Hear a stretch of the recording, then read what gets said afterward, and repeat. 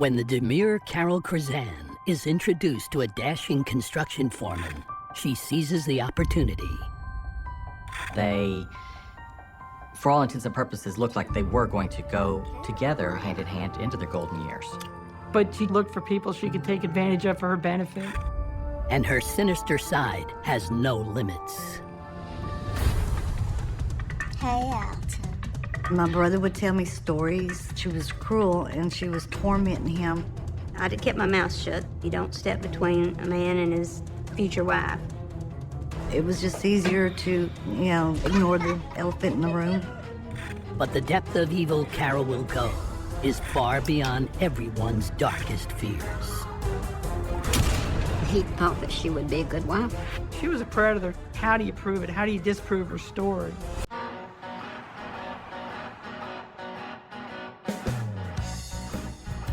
Born and bred in the Lone Star State, Roy Joe McCaleb is handsome, rugged, and ready for anything.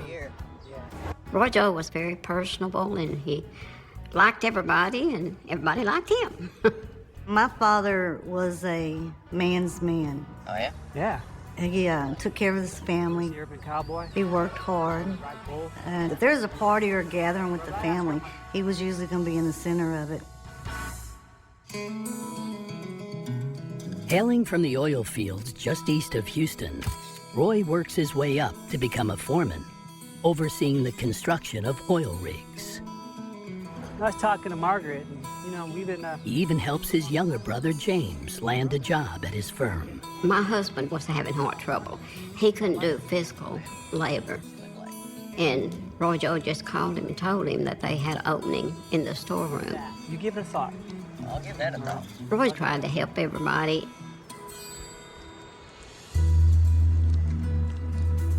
But behind Roy's confident smile is a world of private pain. He and his wife, Sharks Glean, have 3 children. The 2 eldest, Alton and Bridget, suffer from a rare genetic disorder that impacts their nervous system. Both of his children who were disabled were mentally all there. They were fine, but they were, by their early 20s, were confined to wheelchairs. They had a lot of problems with mobility and getting around. Charlene was the one that knew something was wrong with Bridget. I honestly don't think Roy Joe wanted to accept it. He told my husband not to talk about it on the job. He didn't want people feeling sorry for him. It was hard on the whole family. There wasn't much medically that you could do for that. There was really no treatment for it. Over time, the pressure of work and demands at home take a toll on Roy and his wife. In 1978, after 22 years of marriage, the couple amicably divorces. When Roy Joe and Charlene divorced, it was a very sad situation. I know for them, I think it had a lot to do with the children being sick. If those children had been healthy, they'd have been together until they died.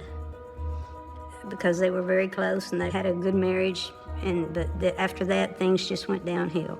They didn't know how to deal with it. People didn't go to psychiatrists, didn't seek out help back then. It was hard on all of us. Fortunately for Pam, the couple's youngest, she's already married and living on her own. 21-year-old Bridget has to be moved in with their grandmother, while 22-year-old Alton is able to live in Houston with Roy. They was big Dallas Cowboy fans. When my daddy would come home, they would buddy up and watch TV together and stuff. He was crazy about my daddy. How you doing, buddy? Doing well. Just happy to have you here. Roy is also Alton's lifeline. When he had to take a bath, he needed help. My daddy was used to doing that, would turn the bath water on, because he couldn't stand up and take a shower. But my father had been taking care of him, and it wasn't a problem to him. Yeah, anything you need, you let me know, okay? It's not long after the divorce that the McCaleb family faces a more devastating blow.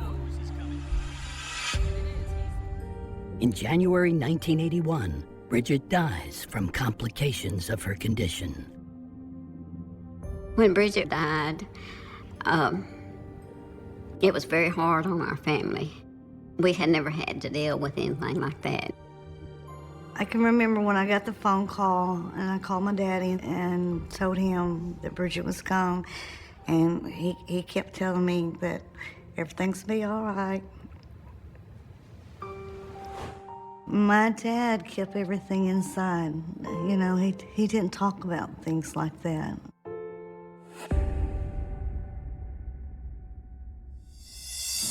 Two years after the loss of his daughter, Roy's brother James decides it's time for the 49-year-old to start anew. My husband just thought that he needed a wife. Roy goes on several dates, but never meets anyone who wants the traditional family life Roy craves once again. He's in his 40s, he's single. So, you know, Houston in the 1980s would have been a hard place to try and find love. Roy, is this Carol? Carol Roy? James introduces Roy to 41-year-old Human Resources Administrator, Carol Krazan. She dressed real nice. She was pretty. Roger had the personality that he never met a stranger. He didn't really have any trouble meeting people, and he still had his looks. So he didn't have any trouble getting the women either. Right away, the two hit it off. They probably found some real common ground in the fact that they had gone through divorces, had children that were growing up, and needed somebody. What do you say we get some dinner this week? I said, all right. Yeah, then it's a date. Okay, cowboy.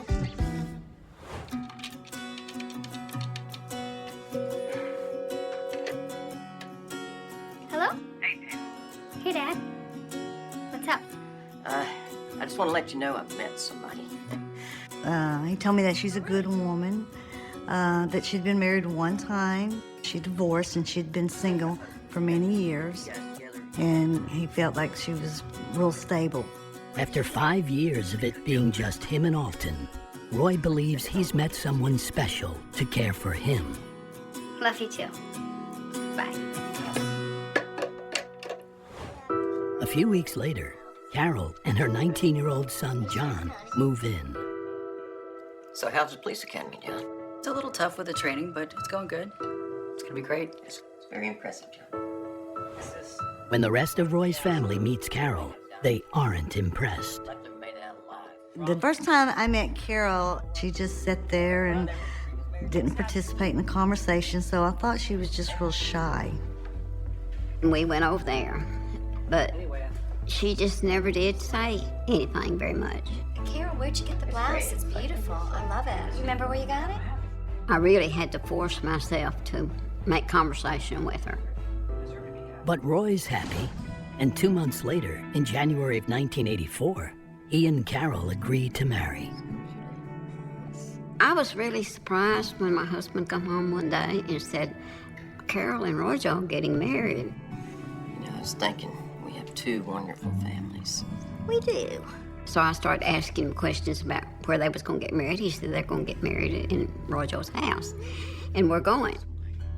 I think that Roger, because they did have a long time marriage the first time, that he wanted that again, and she offered that to him. I wanted to like Carol because she was going to be my sister-in-law, you know, but I couldn't get close to her. She just wasn't that kind of person. I kept my mouth shut. You don't step between a man and his future wife. Linda isn't the only one who's keeping her misgivings to herself. My father thought he was in love with Carol. After meeting her, being around her, I did not feel like she was the woman my daddy wanted her to be, or he thought that she would be, that he was looking for something that wasn't there. Pam and the others will see that Carol's cold demeanor is just the tip of the iceberg. Because this soon-to-be stepmother will prove she is wicked to her core. The son's lying down in bed. She's talking sexually to this kid, and it's not right. He was at a real impasse. Either his family had to go or Carol had to go.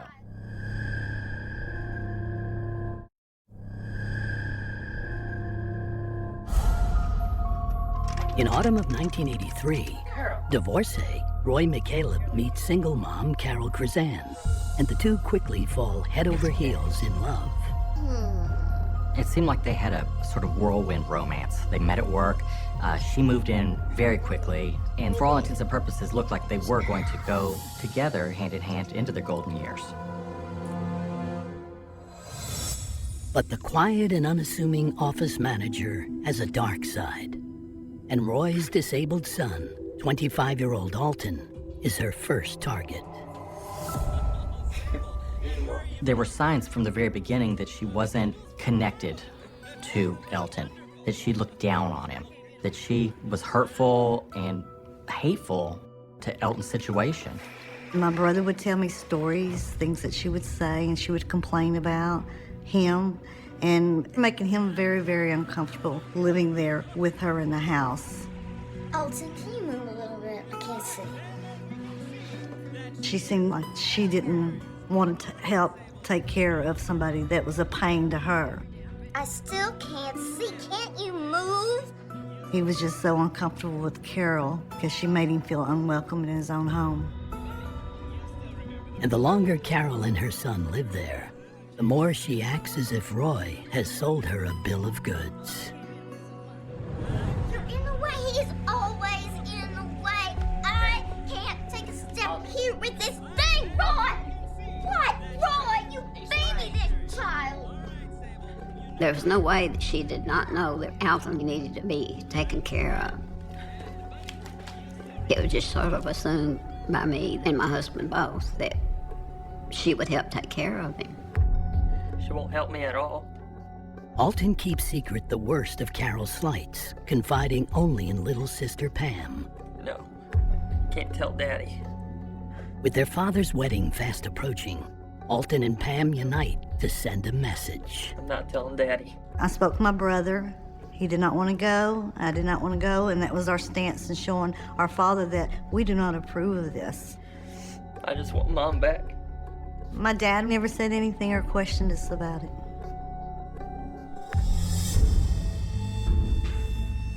Roy clearly wanted to reestablish a family, and it was sort of beyond his control that the family underneath him was splitting, that there was this, rift that he wasn't able to solve, and he was probably at a real impasse as to how to even deal with it, because he loved Carol and he loved his children. Please exchange the rings. Despite his children's decision, Roy and Carol move ahead with the wedding. Shall live? I do. I was hoping that it would work out. He did act like that he was happy. The rest of the people that was there was happy, but she still was distant. After marrying Roy, Carol would have had the ability to sort of lift the family up, to be a pillar. But instead, it seems like she sort of took everyone down a notch. Carol's aloof behavior seems to also run in the family. Her son John does what he can to avoid interacting with the McCalebs. Her son would never say hi or anything, and to me it was weird because I'm like, well, you're my stepbrother now. John, can you help me? I think I'm stuck on something. Roy, who had known loneliness, he lost his daughter. He'd married hoping that maybe he could build his family back up. And somehow the family wasn't working. It wasn't coming together. It wasn't gelling at all. I don't think my dad liked it, but I think with everything that he's gone through, it was just easier to, ignore the elephant in the room. He probably wouldn't have had any idea how to deal with getting through having a relationship that was falling apart, because either his family had to go or Carol had to go. As Carol continues to feather her nest in Roy's house, any pretense of civility goes out the window.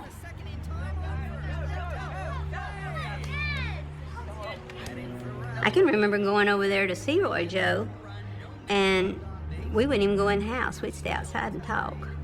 Because, if you go in there, she's not going to talk with you or visit with you anyway. Neither one of us ever said anything to the other, but I felt it, and I know he did too.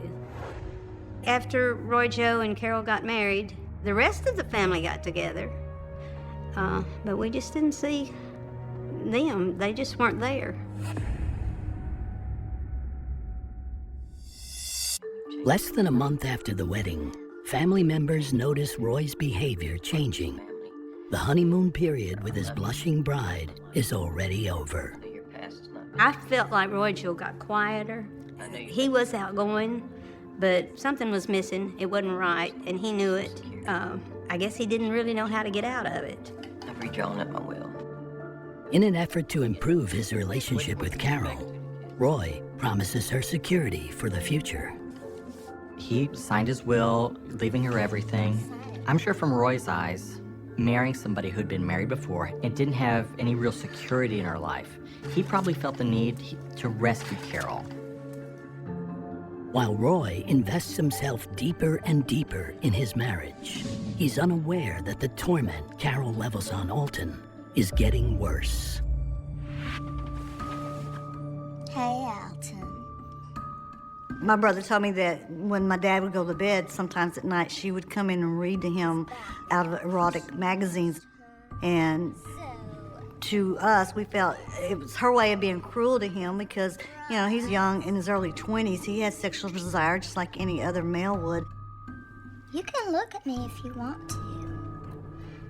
So then... The son's lying down in bed. He's physically impaired. You know, he has a hard time doing anything, I imagine. She's talking sexually to this kid, and it's really weird. It's not right.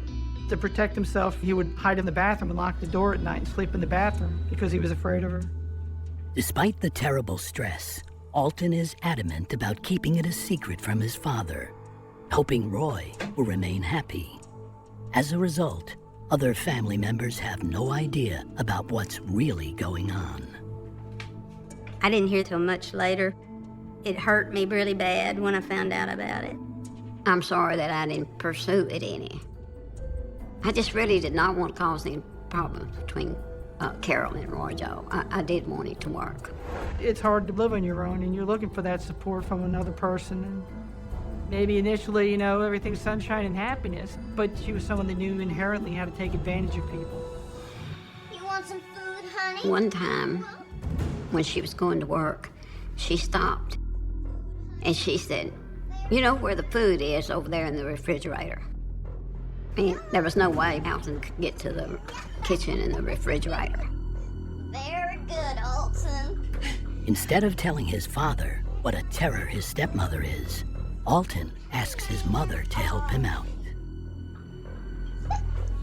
My mom worked over in the area, and she had access to my daddy's house, and she would take food over there for my brother, and she always took care of us kids. And by all accounts, Roy wants to do the right thing too. He just doesn't know how. He was a very loving, very warm person and wanted to be a good dad. On the other hand, Carol seemed to be almost trying to split up the family.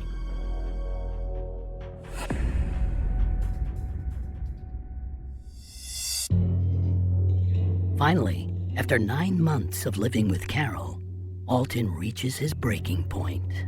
He couldn't take it anymore, and he asked Mom if he could come stay with her. The son probably didn't want to add to his father's hardships. No, then he was being a good son, you know. I'm sure he thought about what he should do. In his mind, he made the right decision.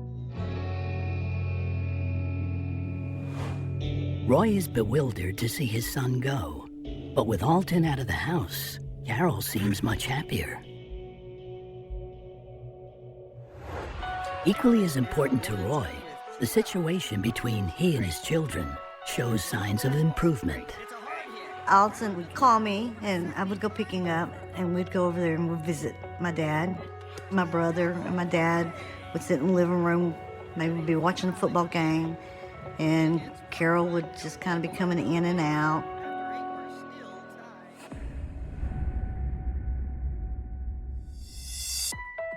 As life for the McCaleb family settles into a new norm, Roy sinks himself into his work until an accident on the job almost sinks him.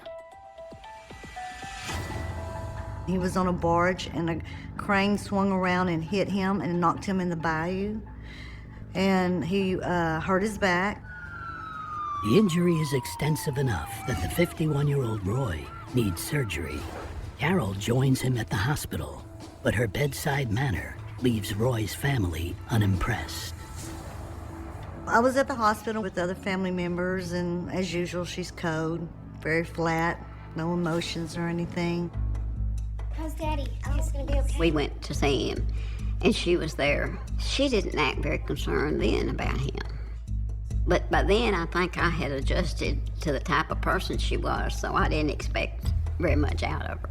I'm really feeling drained by all Roy's hospital stay is short, and when he returns home, visiting family sense that all might not be well with Roy's marriage. Because of his back injury, Roy was heavily medicated. And because of that medication and, maybe the dynamics of the couple, Carol and Roy were sleeping in different rooms. Thanks for having me. Concerned about her father's well-being, Pam lends her support with almost daily visits. Yeah, thanks for having me over. I appreciate it. How you doing? He started talking, and this is the first time that he's ever opened up to me about anything. And he said, I just want to let you know that the only woman I've ever loved is your mother. He said, but Carol's a good woman. And he says, if anything ever happens to me, he says, she knows my wishes. Roy doesn't offer any other details, and his daughter doesn't pry. But Pam is rattled by signals there's something truly amiss. I felt that something was going on at that time. Why is he telling me that? He's telling me that he's not in love with this woman, but she's a good woman. I felt like, well, he's not happy, but he didn't want to be alone. Made him really uncomfortable. After 2 months away on disability, Roy is looking forward to returning to work. How you feeling, Roy? Man, back's doing pretty good, but... On the afternoon of September 22nd, 1985, a friend comes over, and Roy is in a spirited mood, enjoying the autumn weather. It's on a Sunday, and Roger wasn't supposed to be drinking anything because he was on medication, but they were sitting there drinking anyway. Carol joins the two men, and the conversation turns to guns. She brought out her gun at that time and wanted to have target practice in the backyard. Wanna shoot? All right. Yeah. So they went out there, nothing to them, and they shot the gun. Good shot. Excellent. Well, Roger, after all that alcohol and his medication too, he was pretty tired. He went to sleep. He was out of it. Later that night, Hello? any veneer of domestic bliss will be lost forever. What happened? She said somebody broke in the house, and they shot your daddy.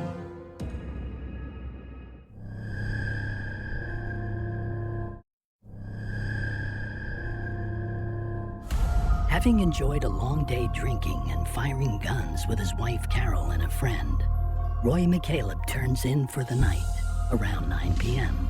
3 hours later, the phone rings at his daughter Pam's.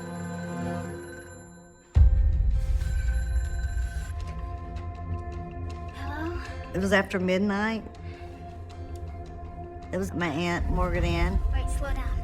and she told me, she said, I want you to know. She said somebody broke in the house, and they raped Carol, and they shot your daddy.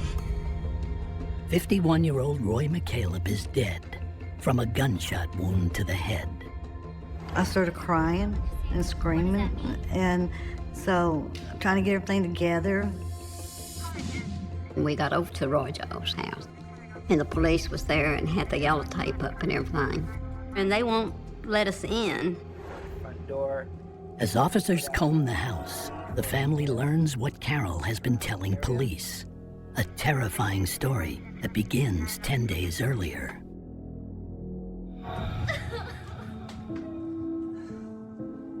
Carol said that she was on her way to work one day, and she was a couple of blocks from the house at a stop sign, and a man just jumped in her car and made her drive down to a park somewhere near their house, and he raped her She claimed she didn't tell anybody because she didn't want to upset my father. Carol says the same man showed up in her room and raped her a second time. She said she kept a gun underneath her pillow, and she pulls out the gun to, presumably stop the rape. He grabs the gun. He's holding a knife to her throat while he's sexually assaulting her. The gun is the same one Carol and Roy had been shooting earlier in the day. He supposedly tortured her. He lit a candle, one of her candles with her matches, and dripped hot wax on her. They get into some sort of scuffle. And Carol says the guy told her that he would kill everybody in the house if she didn't stay in her room. He took her gun. Instead of going left down the hallway to exit the house, he went to the right where my daddy was, sound asleep, and he shot my daddy in the head.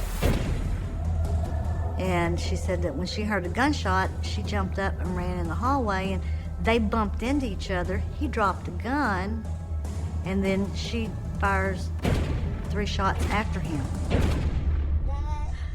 Carol says she called an ambulance, even though she believed it was too late to save Roy. By the time Roy's relatives arrive, Carol is completely stoic. All I remember is Carol in the oversized chair with me, puts her arm around me, and is consoling me because I'm hysterical. And I was just shocked, but she didn't have a tear in her eye.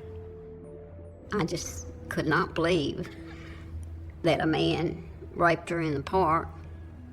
Well, how could he have even traced her to her house? How did he know where she lived to go back the second time?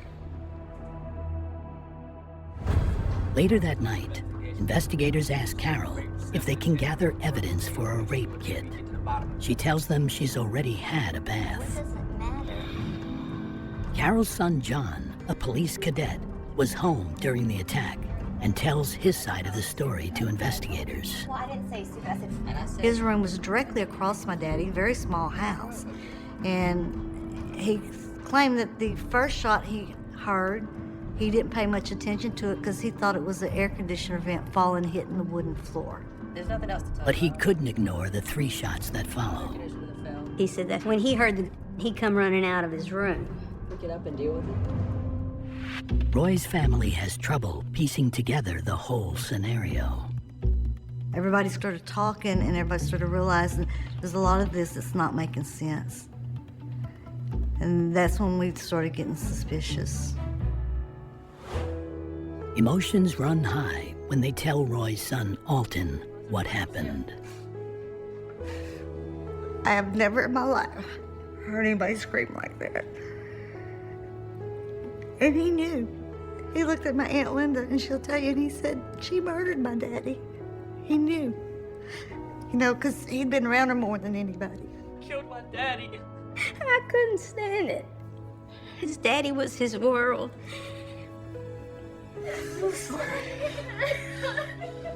I didn't really know what to do, but I held him. I put my arms around him and I held him. That's all I knew to do.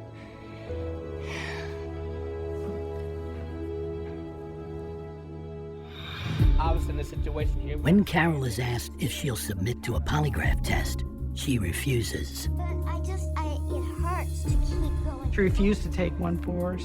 But she told, I think it was McCaleb's daughter, that she took him past the polygraph. Additionally, investigators can't locate any evidence of an unknown suspect at the house.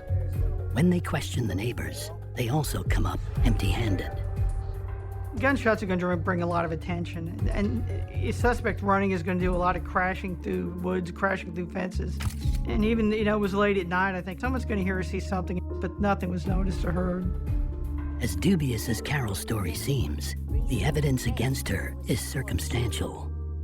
And although Roy's family is suspicious, they can't bring themselves to believe Carol would kill Roy, especially his brother, James. He had made a judgment of her that he thought that she would be a good wife for Roy Joe. And to him, he took it personally that she wasn't. James' mind won't be changed until the day of the funeral. When they let us go in there to see him, my dad had a pantsuit on, and the lapel and the jacket was all stained. And my daddy was very prideful in the way he dressed. There's a stain on his... I went out and I found the man at the funeral home, and he said, but I want you to know that we told his wife about the stain. And she said, oh, that don't matter. It's the attitude she had to us. In other words, she was through with us. And this was when my husband decided that she had done it.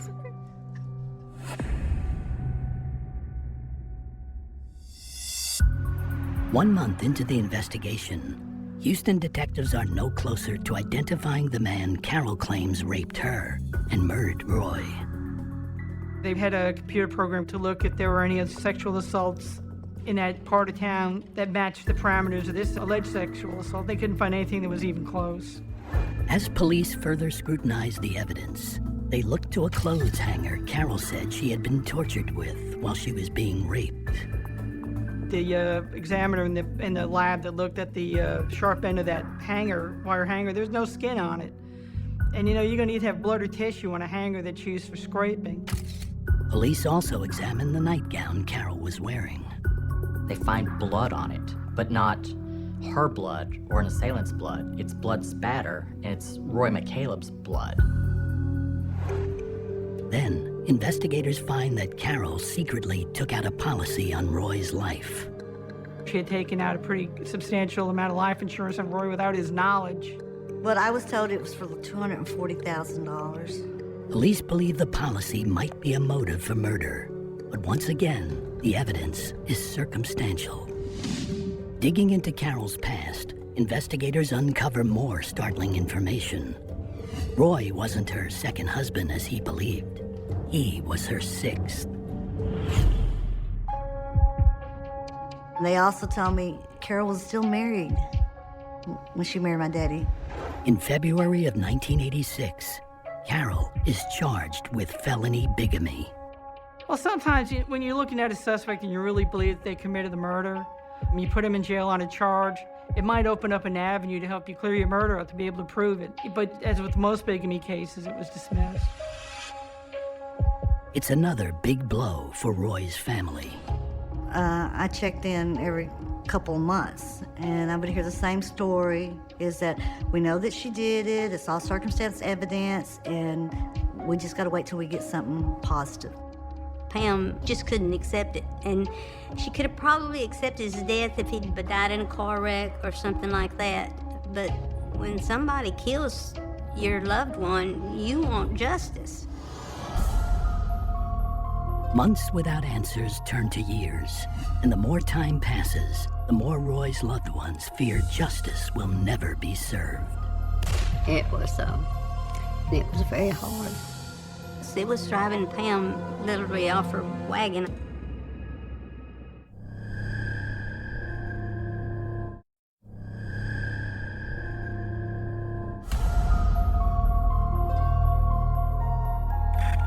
Three years after Roy McCaleb is shot to death in his home, his family is still struggling for answers. They suspect his wife Carol Krzan is somehow involved, but police have yet to prove it. Then in 1988, another tragedy rocks the McCalebs. Roy's son, 28-year-old Alton, dies from complications related to his disorder. He just always looked up to my father. When my father was buried, my brother bought the plot next to him because he wanted to make sure he was buried next to his daddy. Meanwhile, Carol marries husband number 7 and continues living in Roy's house. I didn't keep contact with her. I didn't go over there. I stayed away from that area because I was afraid if I came in contact with her, I would be going to jail. For years and years, Carol sort of just faded into the background. Her sons were police officers. She ended up getting a job at HPD, a civilian job. I came in and she was working the desk, it kind of shocked me. It's maddening because you know this woman did it. But how do you prove it? How do you disprove her story?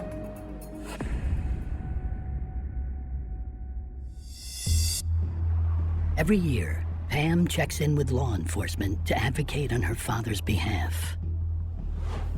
23 years after Roy's murder, her efforts catch the ear of Texas Ranger David Maxwell. The first time I'd heard about the case, a friend of mine that I grew up with said that his wife, Pam, had lost her father to a murder and that it had remained unsolved, and they felt like there was enough information to solve the case and asked if I could help. When I look at a homicide case, I'm looking to put all the pieces of the puzzle together. Nothing about Carol's story makes any sense. It doesn't ring true. You know, it obviously points the finger at her. And so I knew that we needed to go to the Houston Police Department and navigate that in a very tactful way so that we could see what we could do to help this family. The Houston PD agrees to assign fresh eyes to the cold case. In the spring of 2008, Officer Mike Peters takes over. I was getting some evidence tested and attempting to locate witnesses back in the day in 1985 that might help with this prosecution.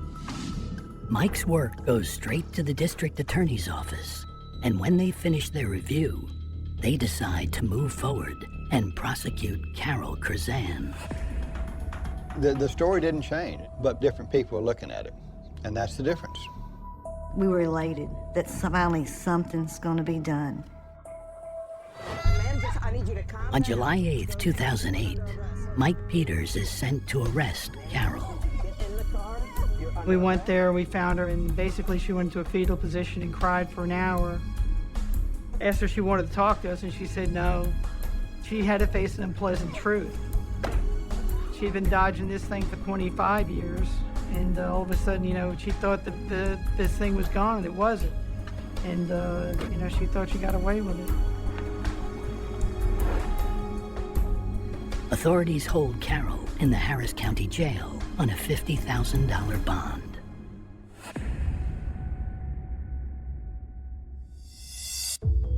In the fall of 2013, 28 years after Roy McCaleb's murder, Carol Curzan faces a judge. Carol is 75 years old, with no violent crimes on her record. On the surface, she does not fit the profile of a cold-blooded murderer. She was diminutive, she was non-threatening, so she didn't present the type of personality and physicality that someone would look at her and say, she's capable of such a horrible crime. So it's also difficult for people to make that transition and say, oh yeah, she could do this. Carol's attorneys paint a picture of the McCalebs as a family kicking up dirt on a poor old lady. She has an incredibly good lawyer who tells the judge that she has dementia. She knew that if she portrayed herself as diminished capacity, that she wouldn't have, maybe she'd get out of it. And I imagine that was what her goal was. The prosecution argues the only reasonable perpetrator in this case is not an arbitrary rapist, but Carol Curzan herself. I can see that. Prosecutors theorize that on the night of September 22nd, 1985, Carol set a well-crafted plan in motion. Using the gun she kept in her room for protection, Carol entered the spare bedroom where Roy had fallen asleep.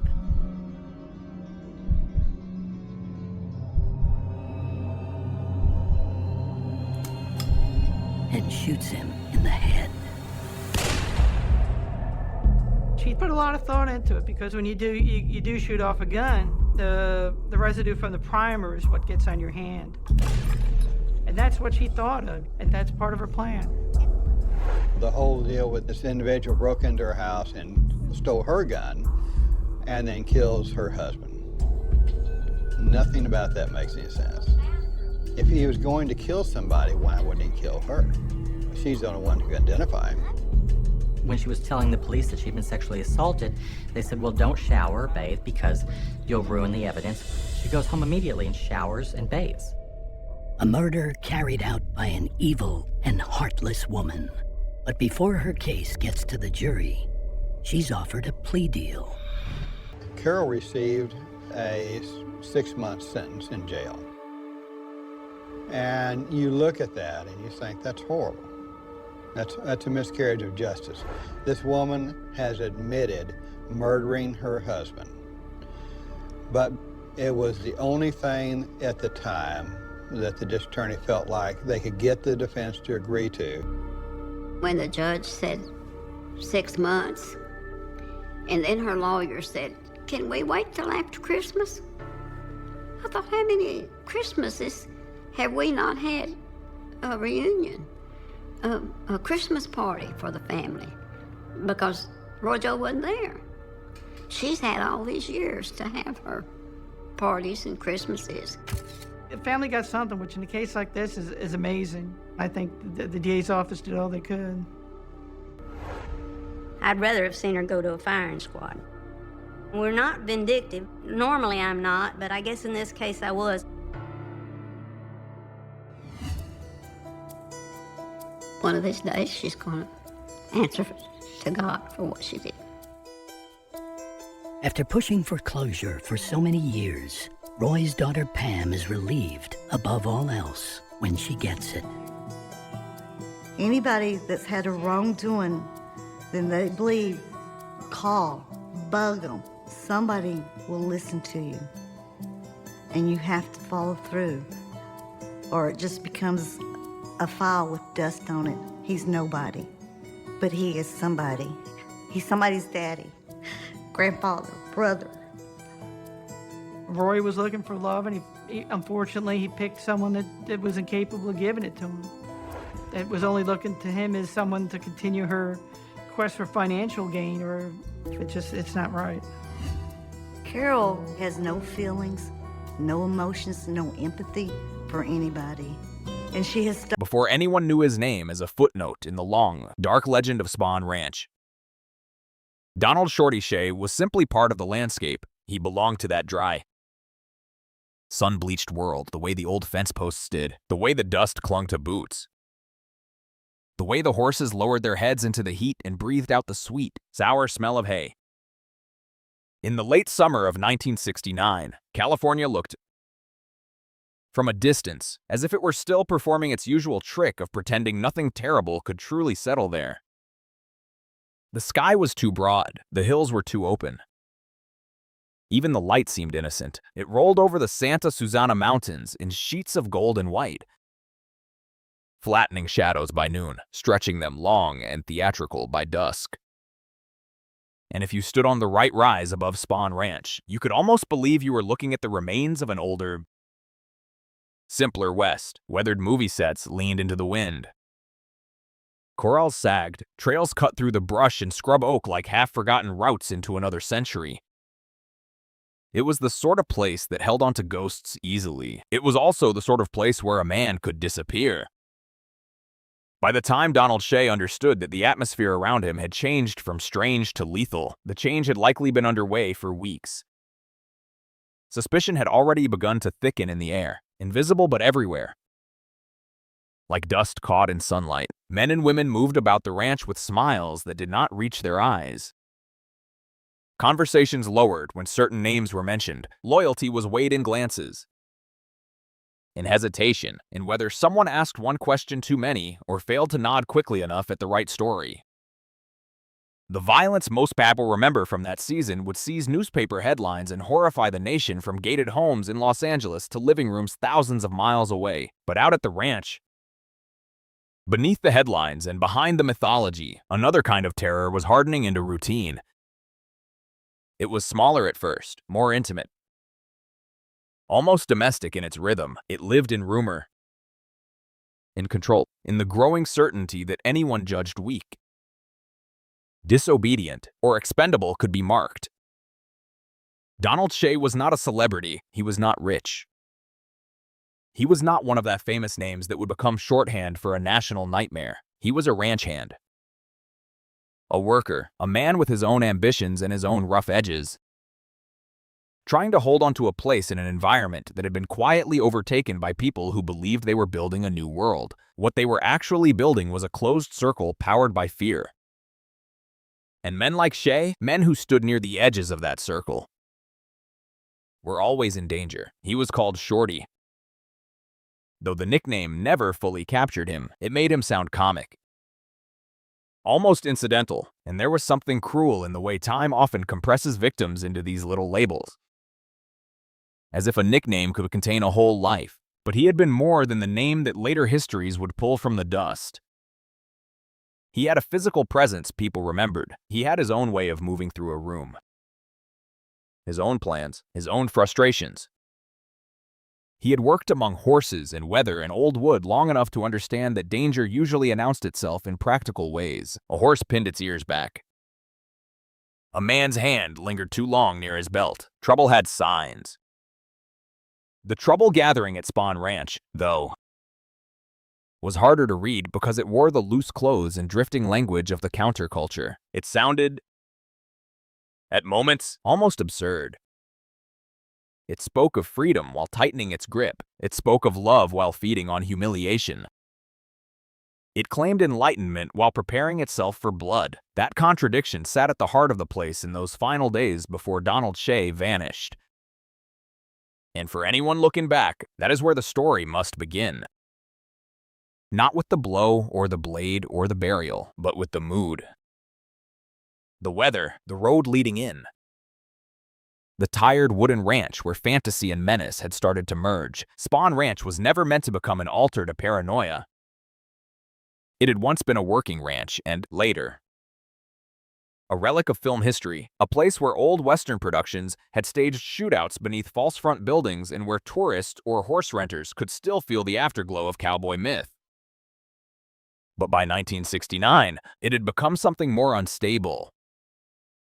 A decaying stage set occupied by people who were acting out a darker script than anyone around them fully grasped. George Spawn, old and nearly blind, presided over the property in the way very old men sometimes preside over the endings of things.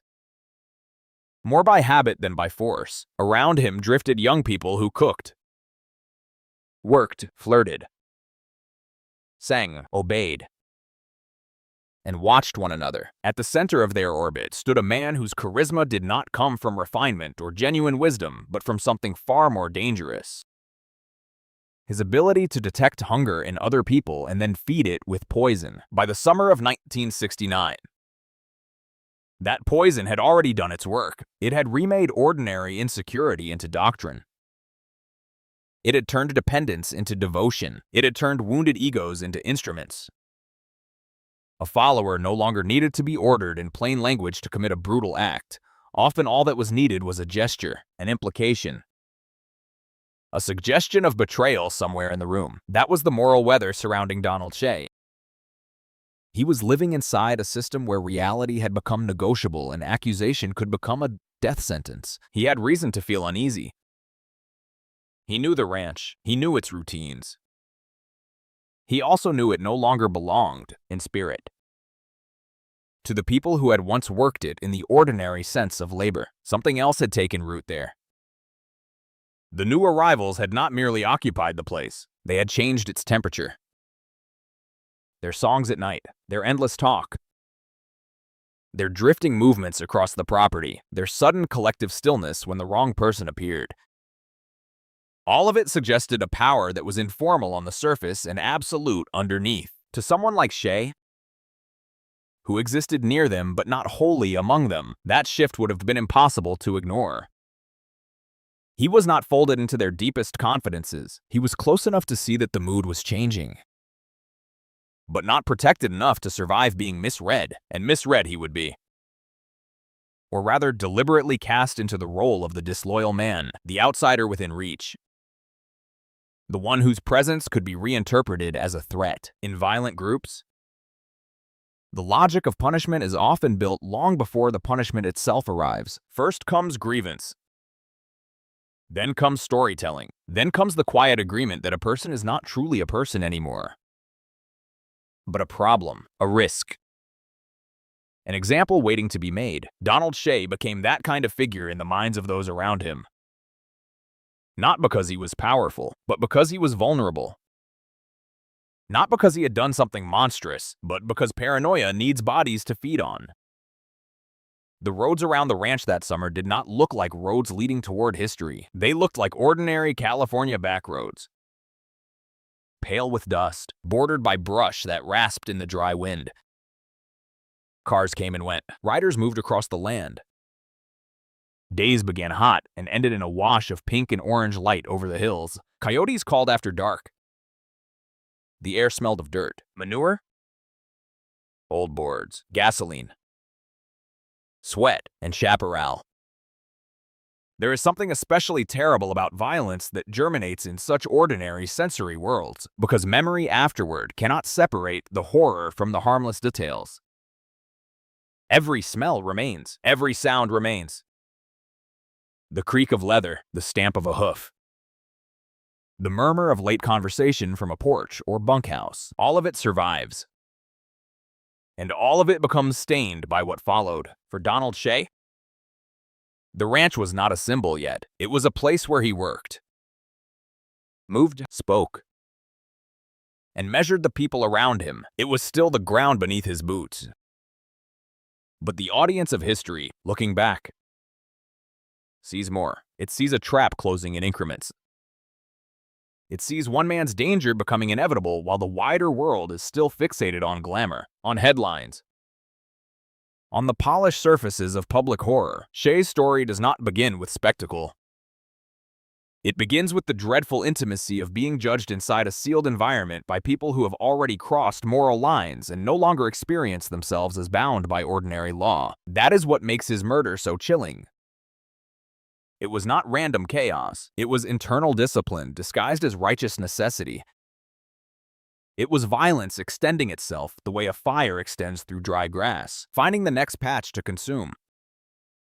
The summer of 1969 has been narrated so often that it risks sounding pre-written, as though everyone involved had been moving toward a conclusion already chosen for them. But no one living through it experienced it that way. Donald Shea did not wake each morning as a character in an inevitable tragedy. He woke inside a ranch that still had chores, still had dust on the windowsills, still had people asking for rides, cigarettes, food, help with horses, help with jobs, help with the little practical burdens of daily life. That is important, because evil rarely announces itself with music. It arrives amid routine. It settles in next to work. It borrows the appearance of one more tense afternoon, one more bad feeling, one more rumor. By the time it reveals its full weight, the people nearest to it have already had their instincts exhausted. Shea was navigating exactly that kind of environment. One where danger did not stay in one place. It moved through conversation. It moved through allegiance. It moved through the invisible hierarchy of who mattered and who could be sacrificed. And if he sensed that he was drifting toward the second category, what could he really do? Leave. To leave a place like that is easy in theory. Harder in practice. Work. Identity. Habit. Money. Pride. Hope. Fear. All of these bind people to dangerous settings longer than outsiders understand. A man tells himself the mood will pass. He tells himself he knows these people well enough. He tells himself he is not the one they mean. He tells himself morning will clarify what night distorted. But some places do not reset with morning. Some places only harden. At Spawn Ranch, the days after the notorious killings in Los Angeles were full of pressure, restlessness, and tightening circles of suspicion. Law enforcement interest hovered nearby. Nerves throbbed beneath the surface. Everyone had reasons to wonder who had said what, who might cooperate, who might become a liability. In such an atmosphere, Donald Shea's position became increasingly dangerous. If others regarded him as separate, if they imagined he knew too much or might speak too freely or had shown insufficient loyalty, that alone could place him in mortal jeopardy. The ranch no longer functioned according to common sense. It functioned according to the logic of a cult under strain, and cult logic is among the coldest forms of logic there is, because it can transform personal insecurity into sacred duty. A follower does not feel like a murderer at first. He feels chosen. He feels tested. He feels purified by obedience, somewhere in that warped emotional machinery. Donald Shea was reduced from man to target. That reduction is the first true violence in stories like this. Before the body is harmed, the mind of the perpetrator has already rehearsed the victim's erasure. Shorty, the nickname, hangs in the air with a terrible lightness. It sounds like someone you might call across a stable yard, someone who would turn, squint into the sun, and answer with irritation or a grin. It sounds human, familiar, close, and that may be the cruelest thing about the beginning of his story. He was close enough to be known, close enough to be watched, close enough to be interpreted and reinterpreted until suspicion settled on him like a mark no washing could remove. He did not need to make himself grander than he was to deserve better. He only needed to be what he already was, a living man among other living people, entitled to the ordinary safety that should exist between one human being and another. Instead, he found himself in a place where ordinary safety had collapsed, where loyalty was demanded but never secured, where fear made people inventive, and where one man's imagined disloyalty could become another man's opportunity to prove devotion. The hills around Spawn Ranch would have looked almost serene in the last light of evening. The ridges softened. The heat lifted slightly off the dirt. Insects stitched their small sounds into the brush. The sky widened before dark. It is tempting to linger there, in that last calm image, because hooks in true crime are often built from the contrast between beauty and brutality, between the evening breeze and the violence waiting in it. But the deeper hook in Donald Shea's story is not only that he would be murdered, it is that his murder revealed something essential about the people around him. The violence associated with the Manson circle was not confined to famous addresses or sensational targets. It spread inward as well as outward. It was not satisfied with spectacle. It demanded enforcement. It demanded fear inside the group, punishment inside the group, examples made of those who could be painted as weak links. Donald Shea's death exposed that truth with terrible clarity. He was not killed in the bright glare of public scandal. He was consumed in the closed world of the ranch, where the old Western facades stood like rotten scenery, and the people moving among them had begun to believe that cruelty was purpose. That is where this story opens, not at the moment of death, but at the edge of it, with the dust still unbroken, the sky still enormous, the horses shifting in their stalls, the ranch breathing through another California evening, and one man still walking inside a landscape that had already started to decide whether he would be allowed to leave it alive.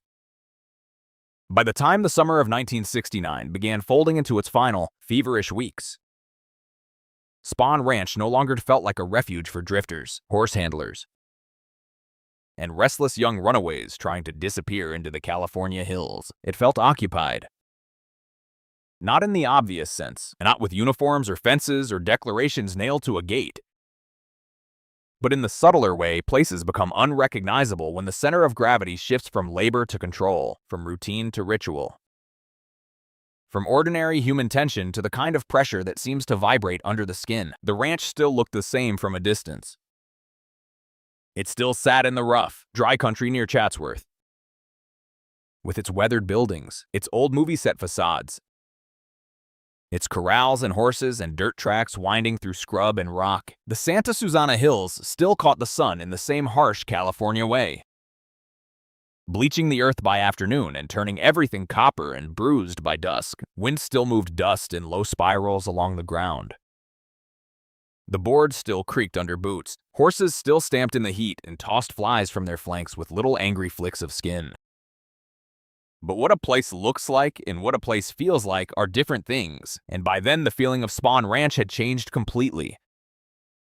It had become a stage for submission, a landscape where power was exercised in glances, in permissions, in the arrangement of bodies around one magnetic and rotting center. To understand Donald Shorty Shea and the danger closing around him, it is necessary to understand that world not as a colorful footnote to American crime, not as an eccentric desert commune gone wrong, but as an environment that had slowly been stripped of its ordinary reality. People still ate. slept, worked, argued, flirted, and moved through chores. But above and beneath those routines hung another order. One constructed by a man who understood exactly how to make damaged people confuse domination with meaning. Charles Manson did not need a mansion, wealth, or outward respectability to rule.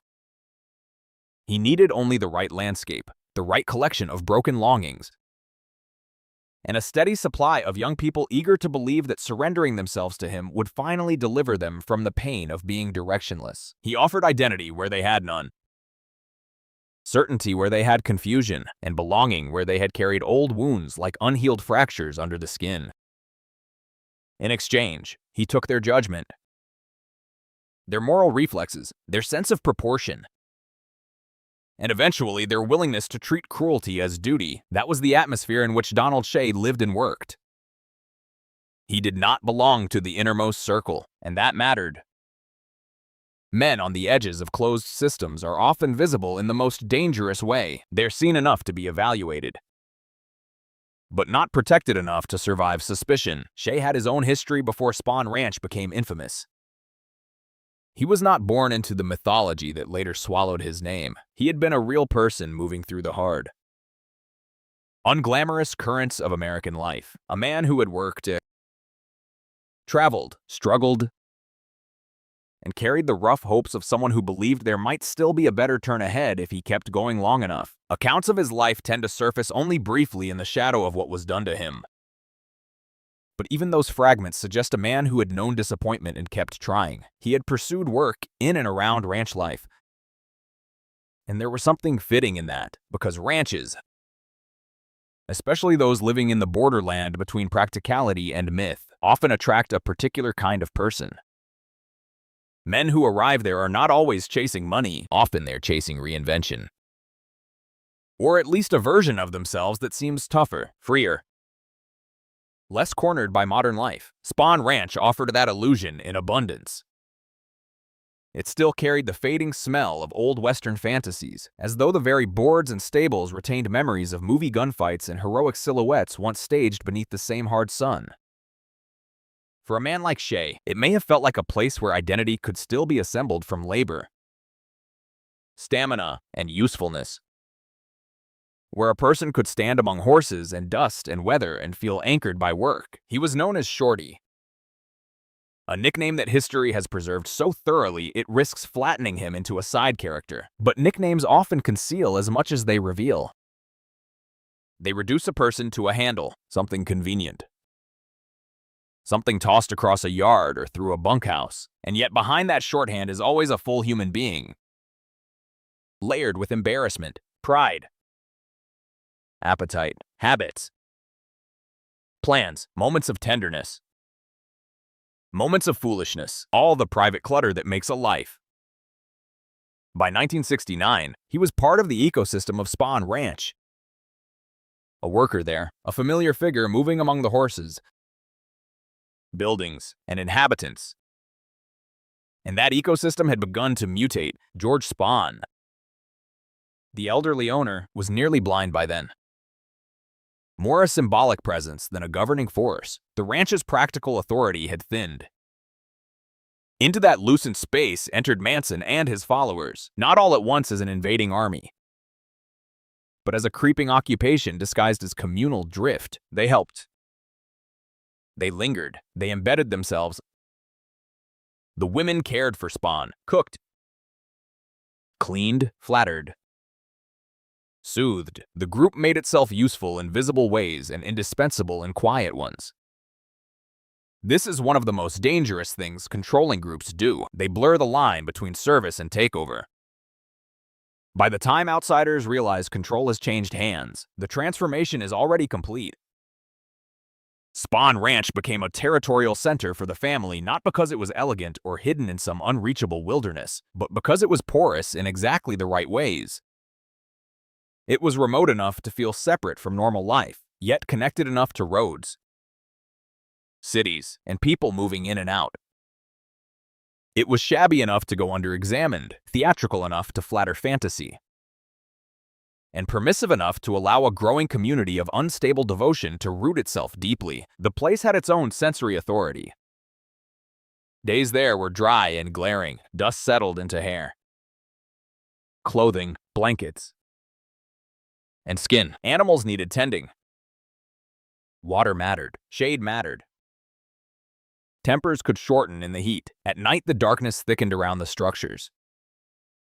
And whatever songs, whispers, or little bursts of laughter traveled through the ranch after sundown did so under a sky that seemed too wide to care what human beings were doing beneath it. In that kind of place, group feeling becomes powerful. There are fewer distractions, fewer witnesses, fewer interruptions to collective belief.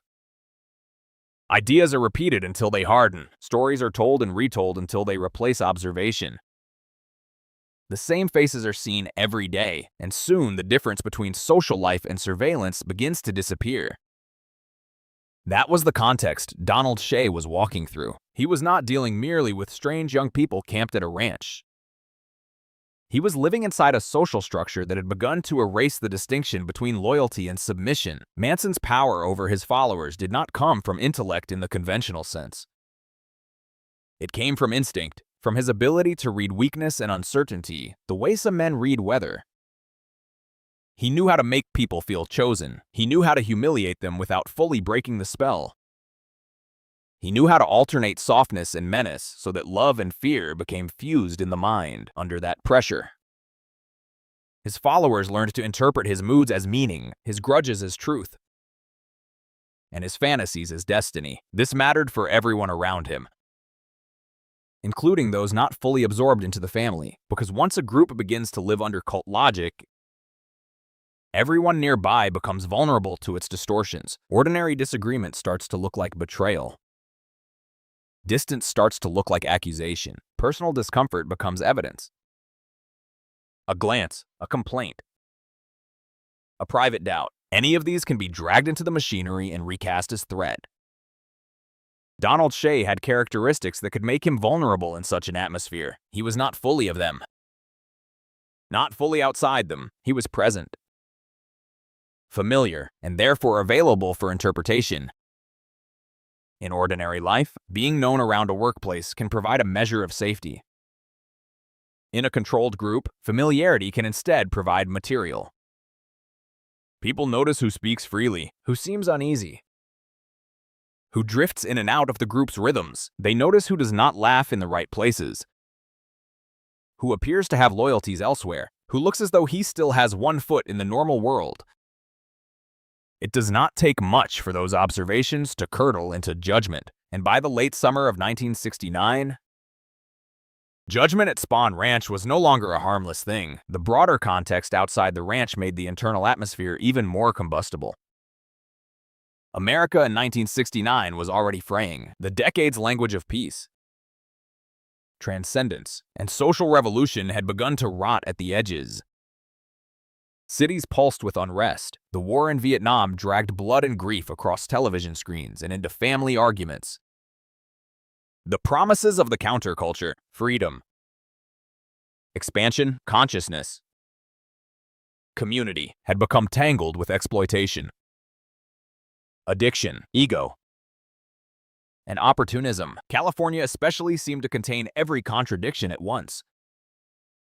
It was where dreams were manufactured, where beauty could be sold like a commodity, where seekers arrived hoping to be remade, and where predators understood that spiritual hunger and social rebellion could be turned into weapons. Manson emerged from exactly that contaminated seam. He was not the creator of the era's confusion, but he was one of its ugliest beneficiaries. He gathered people already loosened from family, tradition, and stable identity, then offered them an emotional totalism dressed up as liberation. The family's life at Spawn Ranch reflected that contradiction perfectly. On the surface, it could resemble bohemian disorder, a wandering collective rejecting mainstream society. Underneath, it was rigid, punishing, and governed by domination. Women were instructed, traded, used, and psychologically dismantled. Men were tested for toughness and obedience. Language became unstable. Words like love, freedom, ego, truth, all bent until they served the will of one man. That was the true context of the ranch. Donald Shea was not navigating a messy commune. He was navigating a cult that had learned to wear the costume of looseness, and then came the violence that would make the world stare. The murders at the home on Cielo Drive and the killings that followed the next night in Los Feliz did not erupt from nowhere. They were expressions of a group already hollowed out morally and conditioned to treat blood as message. But inside the closed circuit of the family, those murders also intensified pressure. Public horror meant danger. Police attention meant danger. Loose ends meant danger. Anyone perceived as unreliable became more threatening simply because the consequences outside the ranch had become so extreme. This is a pattern seen again and again in coercive groups that commit major crimes. External scrutiny does not necessarily weaken them at once. Often it makes them more paranoid, more inward, more punitive. The circle tightens. The need for obedience sharpens. Internal enemies are imagined or identified. Punishment becomes a way of controlling fear. In that climate, someone like Donald Shea could become terribly exposed. If he was suspected of disloyalty, of talking, of helping authorities, or even simply of not belonging enough, those suspicions would not remain idle opinions. They would become moral fuel for people already trained to obey violence. The ranch itself amplified all of this because it was a place of proximity. People saw one another constantly. There was little privacy and even less psychological distance. Resentments had room to ferment. Stories could spread without challenge. A person could be discussed in his absence and then greeted normally to his face. That split between surface behavior and subterranean hostility is one of the cruelest features of life inside dangerous groups. The target may sense something is wrong, but cannot always prove it. He may notice a stiffness in a conversation, a silence where there was once warmth, a stare that lingers too long. He may feel watched. He may tell himself he is imagining it. After all, shared spaces breed frictions. Tempers rise, rumors come and go. But there is a point at which ordinary tension gives way to something colder, and by then the people around him may already be settling emotionally into the idea that he is expendable. That emotional settling is part of the context too. Murders are not born only of ideology or command. They require a social preparation in which the victim's individuality is drained away. Donald Shea had to stop being fully Donald Shea in the minds of those who would harm him. He had to become a category, a traitor, a problem, a risk, a body that could be used to prove allegiance. This is the true darkness behind the Manson world. Darker even than its most notorious crimes, it was not merely theatrical evil or wild-eyed destruction. It was systematic dehumanization conducted in shabby rooms, in open dirt lots, beside corrals and bunkhouses, in the spaces where people ate together and pretended to be a family. That word, family, may be the most grotesque irony of all. Real families can fail, wound, and betray. But the ideal still carries the promise of shelter. The Manson family offered the opposite. It manufactured dependence so that betrayal could be redefined as growth and cruelty could be mistaken for belonging. Around Donald Shea, that false family was consolidating itself. Its members were bound not by mutual care but by shared submission to a leader who fed on fear. Grievance, sexual control, an apocalyptic fantasy. The world remembers the headlines, the celebrity connections, the shocking photos, the cultural symbolism. But for a man standing at Spawn Ranch in those weeks, the reality would have felt much smaller and more immediate. Who was watching him? Who trusted him? Who did not? Whether a casual remark had been repeated, whether a ride into town, a conversation, a complaint, or even a look of discomfort had been filed away somewhere in the group mind. There is a special terror in that kind of context because the criteria for safety become impossible to read. In normal life, innocence should matter. In a closed and violent system, innocence is fragile. Sometimes it even invites aggression, because innocence means lack of readiness. And lack of readiness makes a person easier to corner. Donald Shea was living at the edge of one of the most toxic little kingdoms in American criminal history. And the kingdom was entering its most unstable phase. The old ranch around him, with its horses and movie history and crumbling Western facades, became the backdrop for a far more primitive drama. Domination, suspicion, enforcement, and sacrifice. The California dream had curdled there into something ugly and intimate. Sunlight still poured over the hills.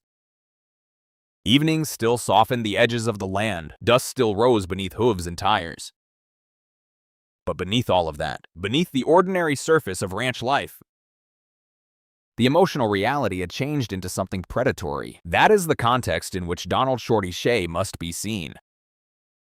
Not merely as a worker at an infamous place, not merely as another victim attached to a famous case, but as a man caught inside an environment that had turned against ordinary human boundaries. He stood in a place where one man's fantasies ruled other people's consciences, where rumor could ripen into accusation, where violence had already proven itself possible, and where fear was beginning to demand fresh offerings. In that setting, even silence could be dangerous. Even familiarity could be dangerous.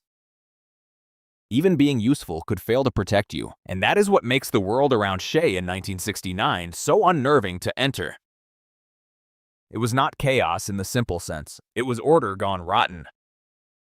Order reassembled around obedience, until a ranch in the California hills became the kind of place where a man's life could start slipping away before anyone beyond the dust and fences even realized he was in danger. If part 1 was the shadow gathering over the ranch and part 2 was the world that made that shadow possible, then part 3 belongs to the man standing inside it. The man history remembers too briefly, too partially. As though his death mattered more than his life and his fear mattered more than his voice, Donald Shorty Shea never lived to deliver the kind of statement courts prefer. Clean and sworn and preserved on paper, but every life leaves one behind anyway. It lingers in the shape of a person's habits, in the jobs he chose, in the people who remembered the way he carried himself, in the roads he followed when he still believed that there was time to become something more than the place he had landed.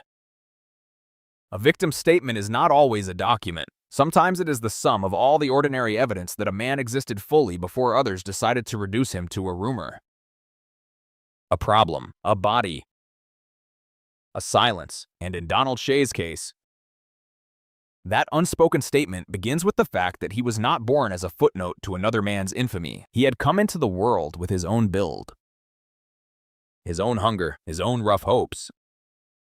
And long before Spawn Ranch became synonymous with dread, he had already been moving through life in a way that suggested both weariness and persistence.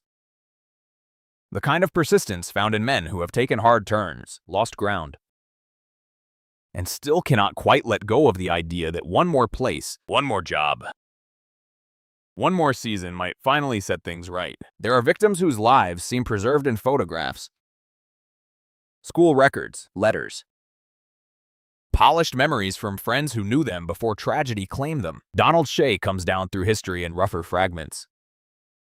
He is harder to recover cleanly because he lived on the edges of the famous story, in the dust beyond the headlines, in the laboring spaces where people are often noticed only after they're gone, yet those fragments still matter. He was a ranch hand. He had worked around horses. He had been around the sort of country where a person learns to read weight and movement, where animals teach their own rough lessons about tension, dominance, trust, and the dangers of being careless around large bodies with quick fear and quicker legs. That kind of work shapes a man. It puts weather into him. It teaches him the difference between posturing and real danger. It leaves its own marks, not the glamorous kind, but the practical ones, hands that know how to grip, shoulders that have hauled and steadied, boots that have carried the dust of many ordinary days. If his life could be made to speak now, it would not speak in polished language. It would not sound literary or carefully arranged. It would likely come through in a harder rhythm, one built from labor, disappointment, humor used as defense, irritation that flared quickly, pride that survived despite setbacks, and the stubborn refusal to vanish quietly into the background. Even the nickname Shorty, which sounds almost light in the mouth, suggests a life spent among other men, among work. Nicknames, teasing, and social worlds where a person is assessed quickly and remembered by the easiest handle. But behind that nickname was still a man who wanted things that matters. Victims are too often flattened into innocence alone, as though purity were the only thing that could make a life worth grieving. Donald Shea did not need to be saintly to deserve sympathy. He only needed to be human, and being human meant he likely carried contradictions the same way everyone does. He may have been hopeful and bitter in the same week. He may have wanted out of one life while not fully knowing how to build another. He may have imagined opportunities bigger than the ones he actually had. He may have believed himself tougher than he was, or safer than he was, or more readable to others than he truly was. A victim's statement should allow that complexity, because complexity is what violence steals first. The moment a person becomes a target, the full, unruly truth of him starts to disappear in the minds of those around him. They stop seeing his disappointments as human, his habits as familiar, his flaws as ordinary. They begin seeing only utility, risk, burden, betrayal. Donald Shea's unspoken statement pushes against that reduction. It says that before he was prey, he was a man trying to make a life in a place that looked, from a distance, like it still had room for him. There was something almost painfully American in that attempt. A ranch in California, old Western facades, horses, open land, hard labor. The possibility that a man could plant himself in a rough place and still extract from it some version of belonging. It was not a glamorous dream, but it was a recognizable one. Spawn Ranch was a place where reality and illusion touched shoulders. The place had once traded on movie mythology, on cowboys and frontier staging, on a version of the West that could be rented by the hour and photographed into harmless memory. For someone like Shea, that environment might have carried a private appeal, not because he was living in fantasy exactly, but because some places offer people the chance to feel less broken than they do elsewhere. Ranch work, for all its hardship, can give a person a role that makes sense.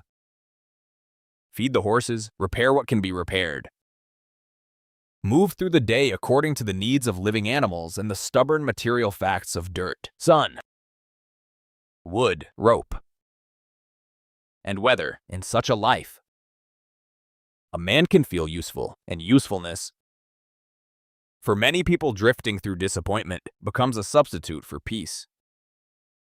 If Donald Shea had spoken from that place, from the center of his own life before the fear closed in, his statement might have been simple in the essential ways. He was trying to work.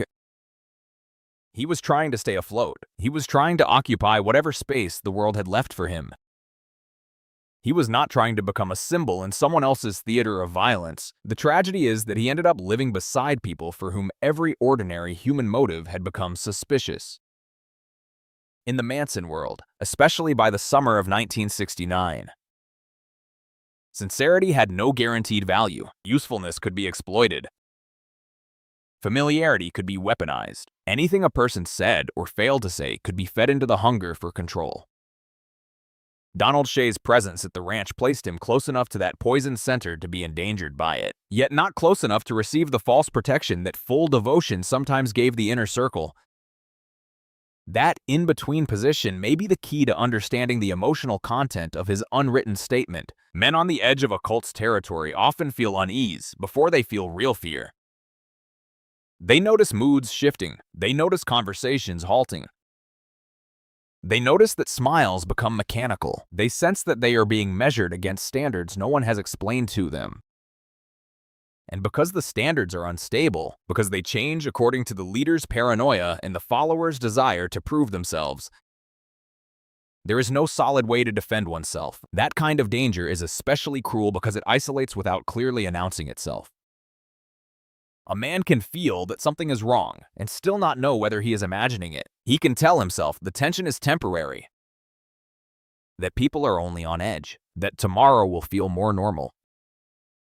He can rationalize the signs because the alternative is to admit that the people around him may be preparing to treat him as disposable. If Donald Shea could have left a true victim statement, it would likely contain that uncertainty, that slow internal shift from discomfort to alarm. Not a melodramatic declaration that he knew exactly what was coming, but something more tragic and believable. A growing awareness that the atmosphere around him had hardened, that certain faces no longer looked at him the same way. That ordinary ranch tension had become something denser and more personal. This is the kind of statement victims often leave in traces rather than words. A decision to sleep lightly, a habit of looking over the shoulder. A different tone when speaking about certain people, a private hesitation before entering a room. It is possible to imagine Donald Shea carrying that kind of tension in his body during those final days, not because history records every detail, but because the logics of the place makes it nearly unavoidable. Spahn Ranch had become a nest of pressure. The famous murders in Los Angeles had already widened the moral distance between the group and the rest of the world. Police attention, gossip, rumor, and internal fear would have magnified every suspicion. A man like Shea, who worked there but was not spiritually absorbed into the family's madness, could very easily become the object of collective unease. If he was seen as disloyal, or too independent, or too likely to speak, that suspicion would have spread not through evidence but through need. Violent groups do not merely identify scapegoats, they generate them. They create a social appetite for a body onto which anxiety can be thrown. In Donald Shea's case, the victim's statement lies in the horrible mismatch between who he was and what he became to them, to himself. He was a working man navigating a dangerous place. To them, he increasingly became a test, a liability, a chance to prove obedience through brutality. That transformation says less about him than about the people who enacted it. But the cost was entirely his. There is another element his statement would have carried too, and it is easy to overlook because it is so ordinary. He had likely imagined a future, however loosely, even people in precarious lives do. A better job, another ranch, more money, a change of scene, a fresh start somewhere else. Maybe nothing grand. Maybe nothing more than the hope that next month would be easier than this one. That is one of the most painful things about murder. It destroys not just the body in the present tense, but the small ongoing negotiations a person has been making with tomorrow. Donald Shea would have had those negotiations. He would have had preferences, plans, irritations, routines for the next day, maybe grievances he meant to settle, maybe errands, maybe some vague picture of himself a year later in another place entirely. When we say victim, we often mean the finished fact of harm. But a victim's statement, properly understood, should also include all the unfinished mental life that harm erased. It should include the ordinary assumption that mourning would still belong to him. It should include the right to expect another week, another meal, another argument, another hour with the horses, another chance to leave if leaving became necessary. Donald Shea was denied all of that by people who had come to believe that their fear mattered more than his future. If his life could speak in direct moral terms, it might say something even harsher. It might say that the most terrible thing about living near evil is how rarely evil arrives wearing its true face. It comes smiling. It comes through shared meals and small favors. It comes through people who help with chores and blend into the environment until they have changed its entire meaning. It comes through women laughing softly near an old ranch house, through men wandering the property as if they belong there, through music and movement and talk that seem only odd until they become coercive, until the social weather shifts and the place no longer feels safe in ways too diffuse to explain. Donald Shea lived inside that progression. The world around him did not become monstrous in one clean instant. It curdled. That matters because it explains why victims do not always flee when danger first begins to gather. They live through stages. They normalize what they can. They doubt their instincts. They weigh pride against caution. They hope and hope. In dangerous places can become one of the last things a person holds just before it fails him. There is also dignity in recognizing that Donald Shea may have tried in whatever ways were available to him to maintain a boundary between himself and the people overtaking the ranch. Even a look of skepticism can be a kind of statement. Even refusing to surrender one's inner judgment can be a statement. Even not fully joining can be a statement. In a cult environment, independence itself becomes testimony. It says that the person still possesses a self not wholly colonized by the leader's will. That self may have put Donald Shea at greater risk. But it also restores something important to his memory. He was not simply swept along as passive scenery.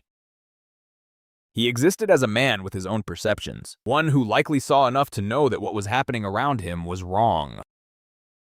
Even if he could not predict the exact form that danger would take, the victim's statement then is not a fabricated speech placed in his mouth after the fact.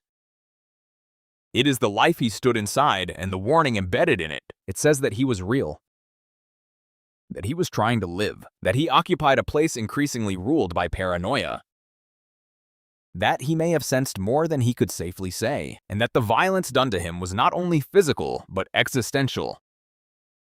It was the theft of his right to remain himself in the presence of others. By the time his name was folded into the larger horror of 1969, the world had already been taught to focus elsewhere, on celebrity, spectacle, symbols, headlines large enough to terrify a nation. Donald Shea's death, by contrast, points to something quieter and in some ways more chilling. It reveals what happens inside a violent orbit once public bloodshed has already lowered every moral barrier. The killing of a man like Shea shows how easily a group can turn inward and begin consuming the people nearest to it. Not because those people are powerful, but because they are available. If he could have spoken from the brink of that fate, his statement would not need ornament. It would not need courtroom formality. It would only need the stark human truth that he did not deserve to be absorbed into another man's delusion. He did not deserve to have his labor, his familiarity, his rough striving life repaid with suspicion and slaughter. He did not deserve to become an example in the enforcement of fear. He deserved what every ordinary person deserves and what cults are built to deny: the right to move through the world without being transformed by other people's fantasies into a target. That is the statement he leaves behind, even now. In the dust of Spawn Ranch and in the silence that followed him, it is not neat.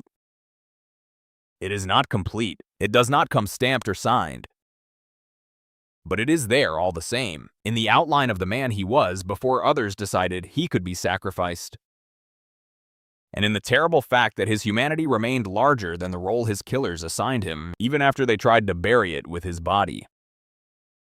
The incident did not begin with a scream splitting the canyon or with a sudden, theatrical turn in the road.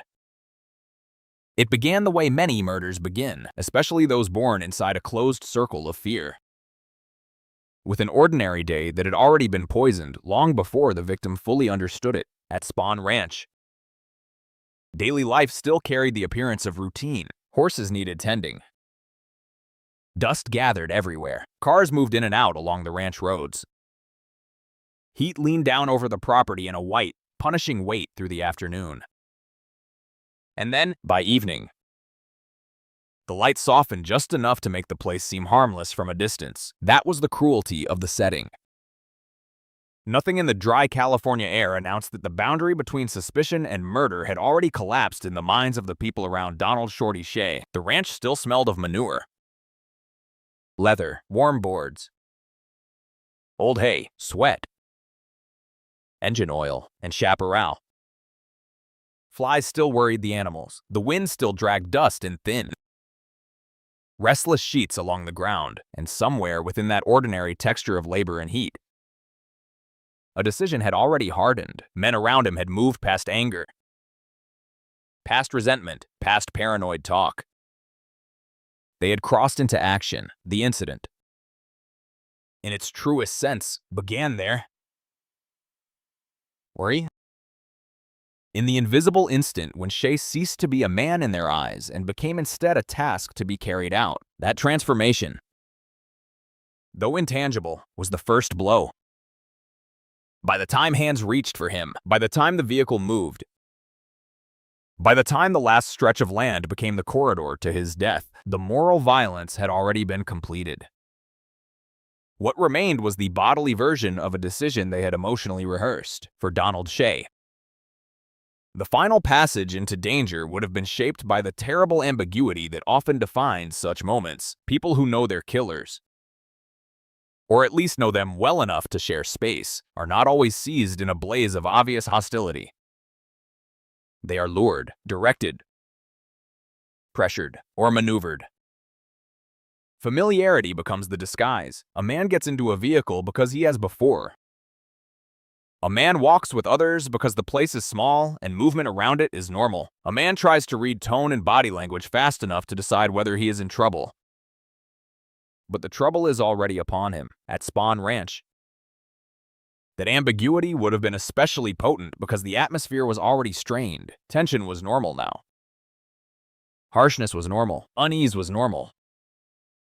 A man living in such conditions can begin to lose confidence in his own alarm. Is this merely another ugly conversation? Another suspicious look, another hard afternoon among unstable people?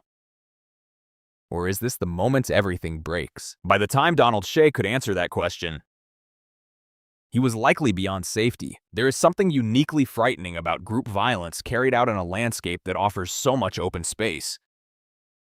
We tend to imagine danger in enclosed rooms, in alleys, in the claustrophobic compression of cities, but open country can be worse. There are fewer witnesses. Distance becomes a kind of accomplice. The sky remains broad and indifferent while human beings commit intimate acts of terror below it, at Spawn Ranch.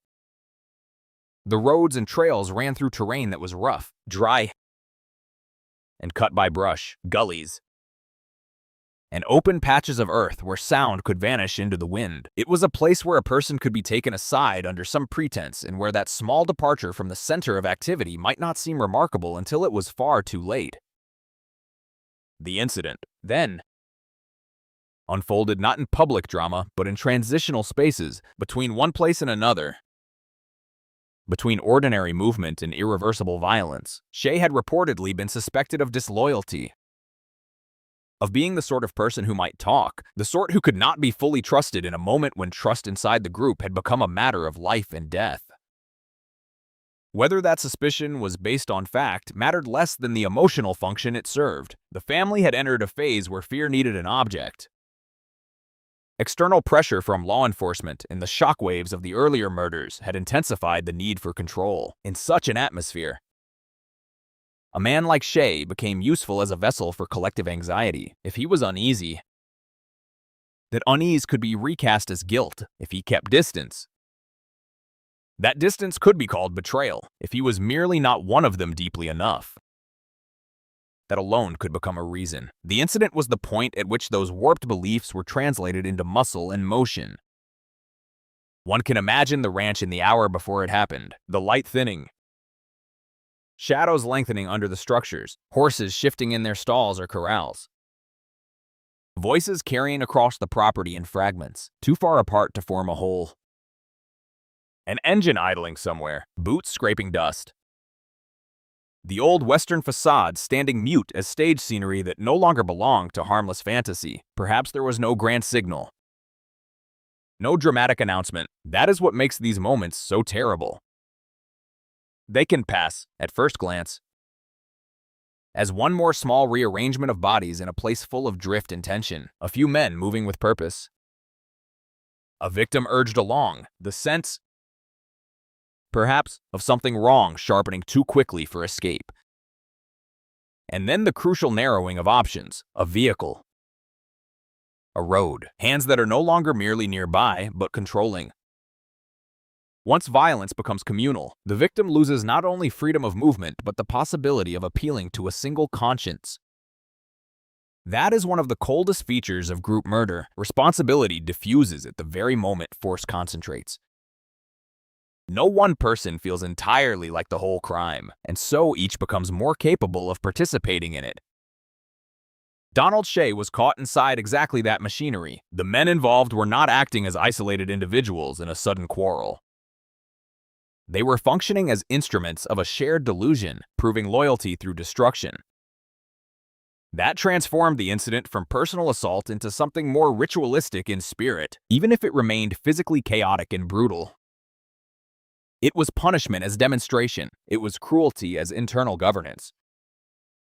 The path to the killing site, however precisely it was traversed, would have been marked by the victim's dawning realization that this was no intimidation, no rough talk meant to scare him into silence.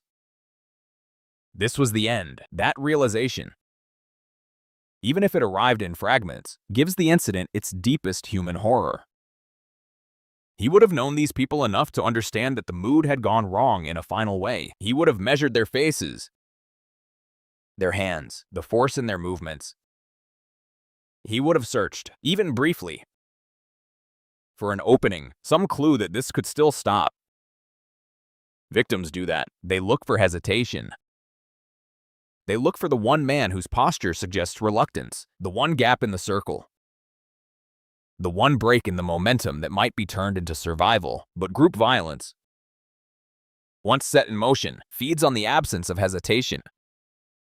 Every second that passes makes retreat harder for the attackers and hope thinner for the victim. The killing itself was savage. Accounts of Shea's death describe him being attacked by Manson followers and murdered in a remote area near the ranch. A death shaped by overkill and by the ugly frenzy that often appears when perpetrators are not simply eliminating a person but trying to annihilate what he represents to them. It was not enough that he be silenced. He had to be punished. He had to be made into proof. In such moments, violence becomes expressive. It says, in the grammar of blood and impact, that disloyalty will be answered, that suspicion has consequences, that the collective will is stronger than the individual body. That is why the incident cannot be reduced to a clinical line about homicide. It was the physical enforcement of a worldview. The Manson circle had already shown itself capable of horrifying outward violence. Violence intended to terrify the wider world and serve the leader's warped apocalyptic fantasies. With Donald Shea, the violence turned inward. It entered the ranch's own ecosystem and devoured one of the men within reach. That inward turn is crucial to understanding what happened. His murder was not separate from the larger madness. It was one of its purest expressions. The incident unfolded in a place where land itself could seem to swallow sound. Dry brush would have stood stiff and pale in the fading light. The ground underfoot would have been uneven, powdery in places, harder in others, carrying the memory of hooves, tires, and weather. There is an unbearable vividness in imagining a man forced into that landscape for the last time, no longer as a worker moving through familiar terrain, but as prey driven toward death by people who had once shared the same environment. The very ground that had been part of his everyday life became the site of his erasure. That transformation from familiar to fatal is one of the great psychological devastations of murder. A place does not remain neutral afterward. Every track becomes haunted. Every patch of dirt becomes retrospective evidence. The body, once attacked, collapses the distinction between geography and memory. For those who later tried to reconstruct the incident, the challenge was not only factual but moral. How to understand the speed with which ordinary proximity had become slaughter. What did he say? How long did it last? Did he fight? Did he plead? There are questions history always circles after such crimes. Not because answers can repair anything, but because the imagination resists the blank space where a final struggle should be. Yet some part of the incident must remain in darkness, and perhaps that darkness is honest. Murder often leaves too little dignity behind. The most respectful telling cannot pretend to recover every motion or word.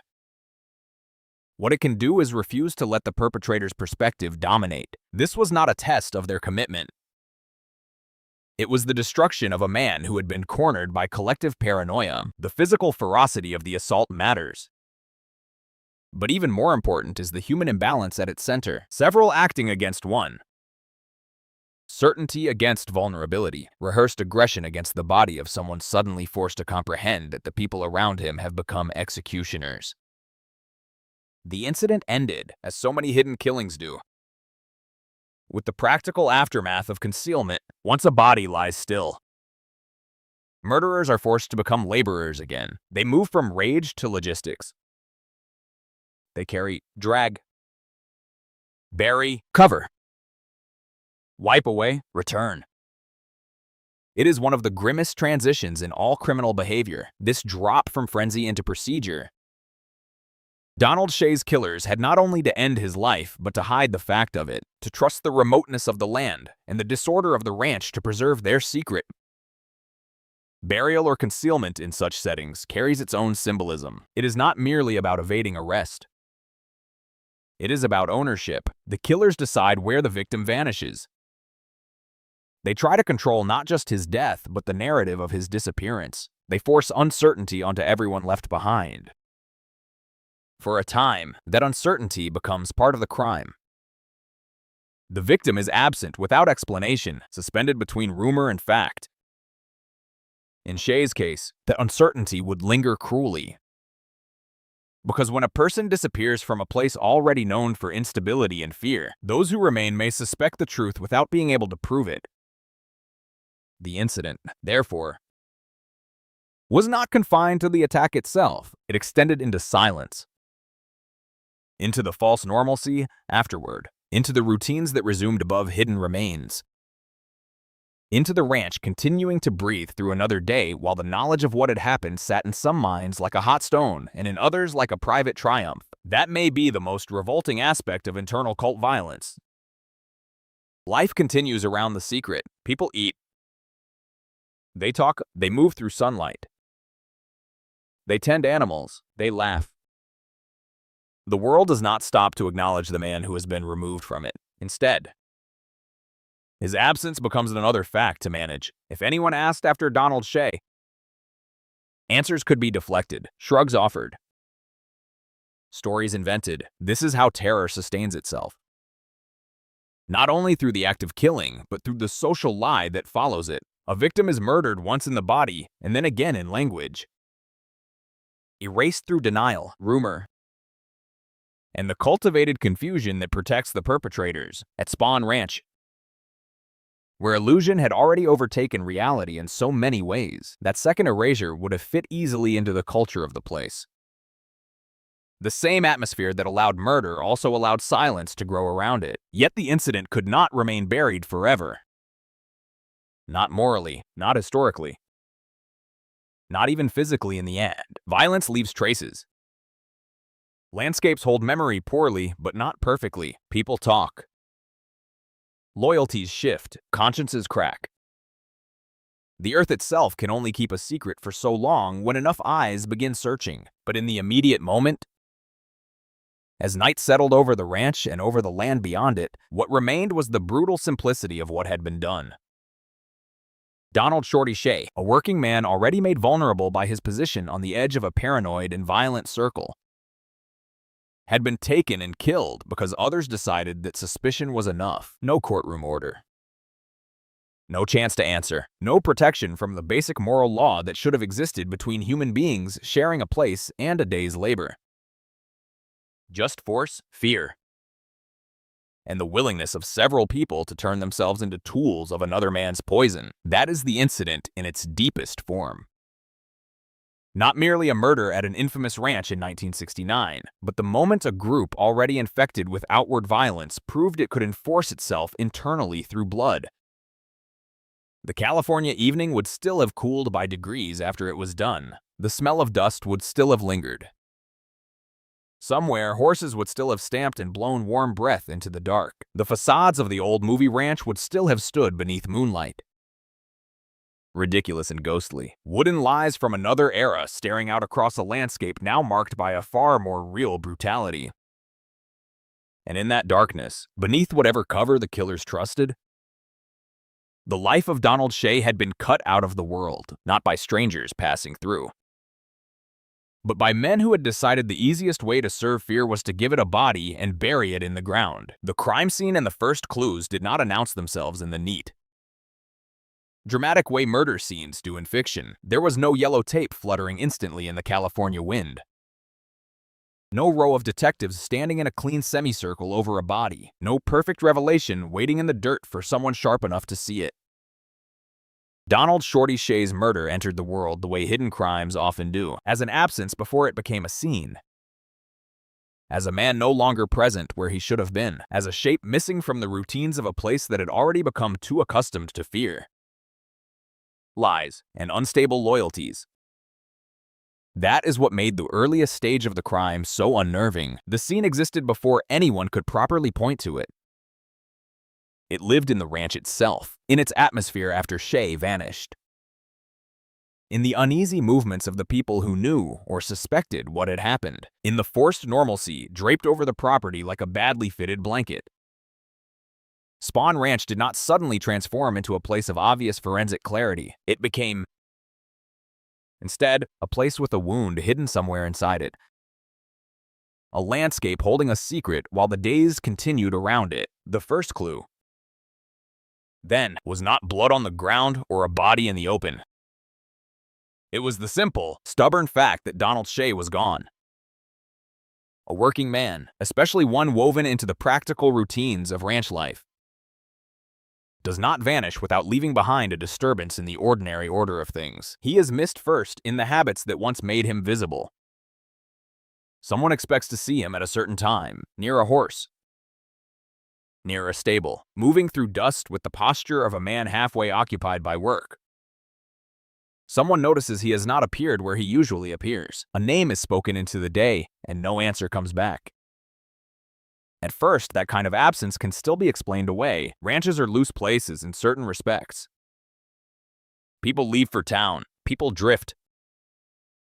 People disappear for a night. People get drunk, get angry, go off with someone, decide they have had enough of the place and head elsewhere without formal goodbyes. In a normal world, those possibilities are only inconveniences. At Spawn Ranch, where chaos already brushed against routine, and where strange behavior had long since ceased to surprise anyone, such possibilities could delay alarm.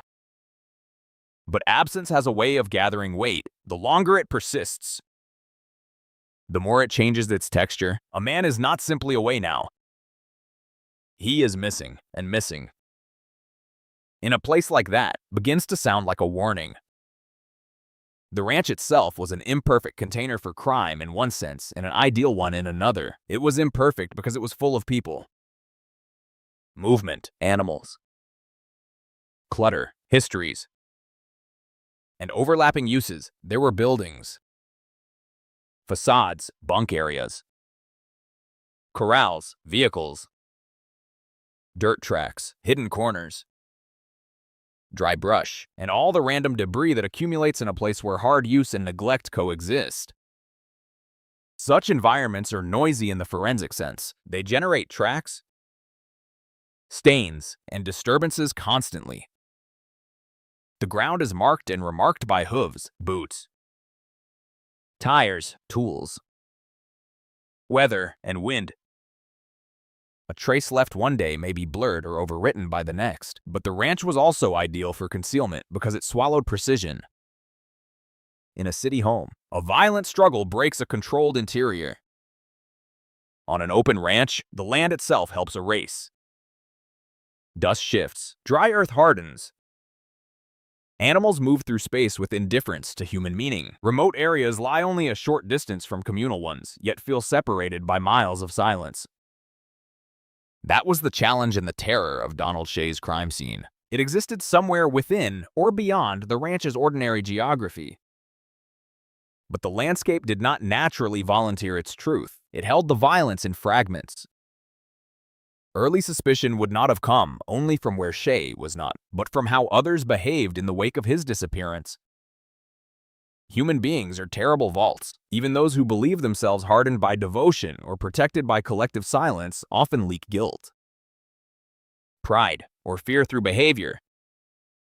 At a place like Spawn Ranch, where everyone watched everyone else, Changes in mood mattered. The first clues are sometimes social before they are physical. A story is offered too quickly. A shrug comes too rehearsed.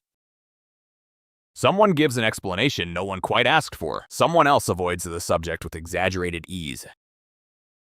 A name, once ordinary in conversation, becomes something people step around. If Donald Shay's absence began to trouble those around the ranch, the reactions of Manson's followers would themselves have formed part of the scene. The crime did not merely leave marks in the dirt. It entered language. It altered rhythms. It changed who looked comfortable and who looked suddenly overcareful. This is often the hidden architecture of early clues in crimes born from group conspiracy. The landscape may keep its secrets, but people, forced to stand inside those secrets together, begin to warp around them. Yet the larger world in those days was already transfixed by horrors that seemed bigger, louder, and more culturally explosive. The Tate LaBianca murders had drenched Los Angeles in a nightmare so public and so symbolically shocking that many other dangers around the family were still obscured by the main blaze. Donald Shay's disappearance did not, at first, carry the same immediate national force. It belonged to a quieter register of violence, the inward discipline of a group already capable of murder. That meant the first stage of investigation into what had happened to him was almost doomed to be incomplete. A missing ranch hand at a notorious ranch did not automatically yield a coherent narrative. There were too many moving parts, too many lies, too much fear, and too little immediate evidence presented in one obvious place. The first clues, therefore, had to be assembled the hard way. From testimony, contradiction, rumor, and the slow grinding realization that Shay had not merely left. Something had been done to him, in crimes without an immediately discovered body. The imagination of investigators becomes both tool and burden. They must ask practical questions without the comfort of a visible answer. Where was he last seen? Who was with him? What had he said in the days before he vanished? Had he seemed afraid? Had there been tension with specific people? Was there evidence he intended to travel or leave on his own? What belongings were missing? What remained behind? Each of these questions creates a contour where the absent body should be, and in Donald Shay's case, those contours would have led back toward the family's internal paranoia. He had reportedly been regarded with suspicion, viewed by some as disloyal or potentially dangerous to the group. That suspicion, once investigators understood it, became one of the earliest interpretive clues. A motive before the physical proof was fully recovered. It cast light backward onto the disappearance and forward toward the eventual understanding that this was not a spontaneous street crime or random vanishing. It was punishment. Punishment inside a violent ecosystem always leaves a distinct emotional residue. The victim is not merely removed. He is removed in a way meant to satisfy a collective fear. That meant the first clues in Shay's case had as much to do with cult dynamics as with classic forensic signs. Spawn Ranch, by then, was less a workplace than a closed social theater ruled by domination and fantasy. To understand a disappearance there, one had to read both the land and the group inhabiting it. The old ranch structures themselves held a strange symbolic power in this phase. They were relics of counterfeit violence. Stages built for Western make-believe, for chase scenes and shootouts that ended when the camera stopped. Now the property had become host to something infinitely uglier because it was real and because it no longer obeyed the logic of performance. The contrast matters. Around the buildings, the boards still weathered. The corrals still stood. The dust still drifted in the same late summer light. Yet somewhere beyond or within those same boundaries, an actual killing had taken place. That tension between facade and reality echoes through the earliest search for clues. Investigators and later witnesses were not merely reconstructing a crime scene. They were peeling back an atmosphere, trying to locate the moment at which theatrical lawlessness became actual slaughter. The first hard clues often emerge only when fear begins to weaken. In group crimes, silence is strongest immediately after the act. When loyalty is fresh and consequences feel most immediate, But silence is brittle. It depends on everyone continuing to believe the same story, or at least continuing to believe that silence serves them over time. That cracks, arrests elsewhere, shifting alliances, mounting pressure, imprisonment, distance from the leader. These can all erode certainty. A participant talks. A witness half talks. A boast made in one context becomes evidence in another. A secret once carried as proof of devotion becomes a burden too heavy to keep. In Donald Shay's case, the crime scene was not solved in a single dramatic discovery. It was approached through these human fractures. Statements from former family members and associates became essential because the body had been hidden and the land had done its part to blur the immediate physical trace. This is one of the grimmest truths about hidden murders.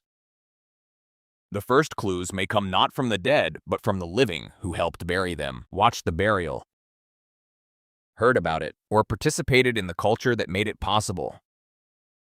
Even then, those clues are unstable. Witnesses contradict themselves, memories shift. Fear persists. People confess selectively, protecting themselves even while incriminating others. For investigators, each account is both a lead and a problem. Yet when multiple accounts begin circling the same missing man, the same night, the same suspects, the same area of land, a shadow starts taking shape. The crime scene becomes imaginable before it becomes visible. That is an eerie stage in any murder investigation. When the dead are still physically hidden but already present in the structure of the evidence, Donald Shay's body would not be recovered immediately. The land kept him for years. In that delay lies one of the case's deepest cruelties. Without a body, grief has no center. Without a body, the crime remains vulnerable to denial, minimization, distortion. The victim is stranded between evidence and uncertainty, but bodies, even when buried, exert a pull on truth.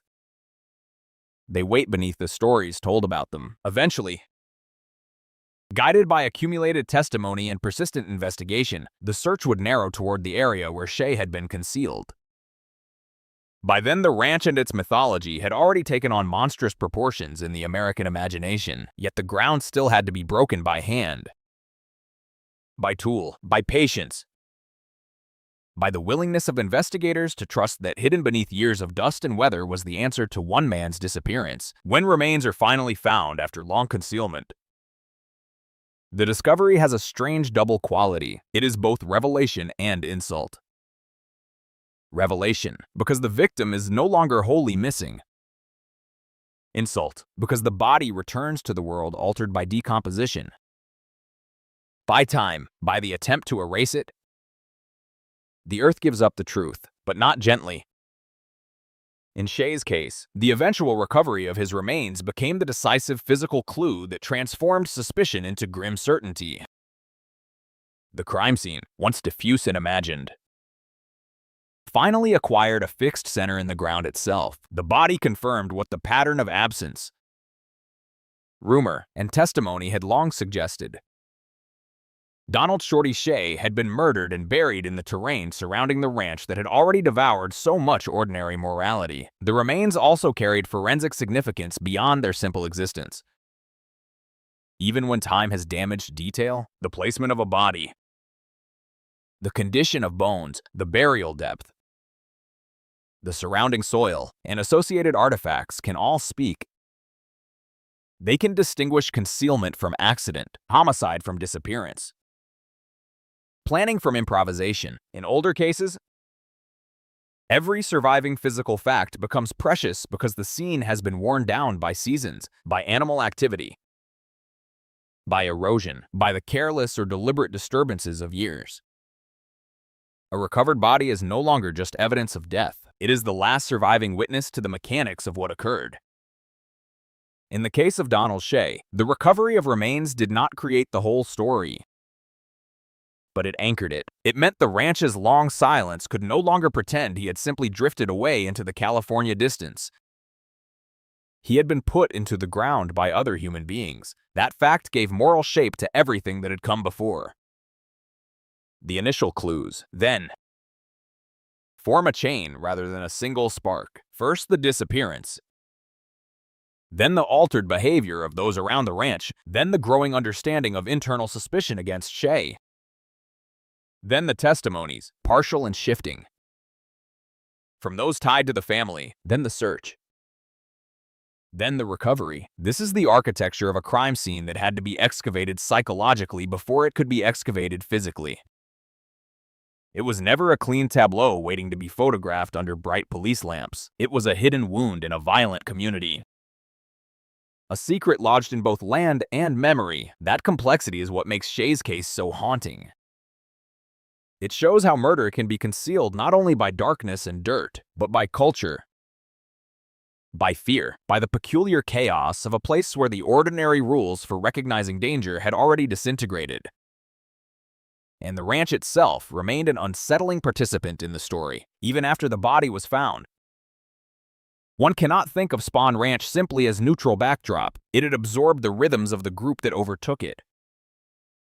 It had provided both the social conditions and the physical cover for the crime. The dry gullies, the brush, the distance between one cluster of structures and another. The looseness of life there, the way sound and sight could be interrupted by terrain. All of that made it possible for violence to be committed and hidden. Yet at the same time, the place betrayed its killers in the end, because places retain patterns even when they do not preserve details. A man had gone missing from this ranch. He had been regarded as disloyal. The people around him had already proven capable of killing. The land surrounding them contained a secret burial. The scene, once reconstructed, became almost inevitable. That is what the initial clues finally revealed. Not just that Donald Shay died, but that his death belonged perfectly to the logic of the place in that moment. A place of dust, decay, counterfeit frontiers, and very real submission had produced a crime scene that was part wilderness, part cult chamber, part grave. In the years after, the case would stand as one of the clearest indications that the violence associated with Manson's followers had not ended with the infamous public killings. It had turned inward, disciplining the margins of the group with lethal force. The clues to that truth were there from the beginning, though scattered, buried, and hard to read. A missing man, a poisoned atmosphere, suspicious silences, contradictory stories, land that had been asked to hold a secret, and finally bones brought back into daylight. From those fragments, investigators and history alike were forced to build the scene. And when at last the shape of it came clear, it showed something more chilling than a single hidden murder. It showed a world in which violence had become ordinary enough to be hidden among chores, dust, and evening light. A world where a ranch hand could vanish into the earth while horses still needed feeding and the California sun still slid down over the hills as though nothing at all had happened. By the time suspicion began to move with real force through the investigation into Donald Shorty Shay's disappearance, Spawn Ranch had already become a place where ordinary logic failed on contact. Nothing about it fit cleanly into the usual expectations of a missing person case. The victim had vanished from a landscape full of loose routines, transients, unstable loyalties, and people who lived close enough to one another to know everything and yet far enough inside themselves to admit nothing. The ranch was not simply a location. It was a pressure chamber, a degraded social world where work, sex, obedience, fear, and fantasy had fused into something murky enough to distort every account that emerged from it. That is what made the investigation into Shay's death so difficult in its early and middle stages. Detectives were not chasing a suspect who had fled into the anonymity of a distant city. They were trying to penetrate a culture of manipulation, a place where stories changed shape in the mouth, where silence itself could be a performance, and where the people most likely to know the truth had spent months or years training themselves to treat truth as negotiable. If Part 5 belonged to the missing body and the hidden scene, Part 6 belongs to that ugly middle terrain investigators know too well. The suspects, the interviews, the contradictions, the faint glow of a lead that dies in the hand. The sense that the truth is near and yet still sliding away under layers of fear and deception. In a case like this, the dead end is never only procedural, it is emotional. It grows out of the feeling that everyone in the room knows more than they are saying, and that every answer has been sanded down just enough to become useless. The most obvious field of suspicion lay with the Manson followers who had effectively occupied Spahn Ranch and transformed it from a shabby working property into a cultic outpost. By the late summer of 1969, the family had already drawn law enforcement attention for reasons that reached far beyond the ranch itself. The Tate LaBianca murders had cracked open the nation's imagination, and as investigators pursued the widening trail around Manson and his followers, Spahn Ranch emerged not as a picturesque oddity, but as one of the core environments in which this violence had incubated. That should have made Donald Shea's disappearance easier to solve. In theory, once a place is known to be saturated with dangerous people, a missing man from that place ought to be understood as endangered immediately. But investigations do not operate on theory alone. They operate on proof, on witness cooperation, on the alignment between suspicion and evidence. And in Shea's case, that alignment took time. The suspects were visible almost from the start, in the broadest sense. The difficulty was converting broad visibility into actionable certainty. Several members of the Manson circle were associated with the ranch, and several had both motive and opportunity. Shea had reportedly been viewed as disloyal, a man suspected of saying too much or of being too likely to say more. In a normal criminal investigation, motive like that can be extraordinarily powerful. It creates a line of pressure leading directly from fear to action. But inside the Manson world, motive had become diffuse by design.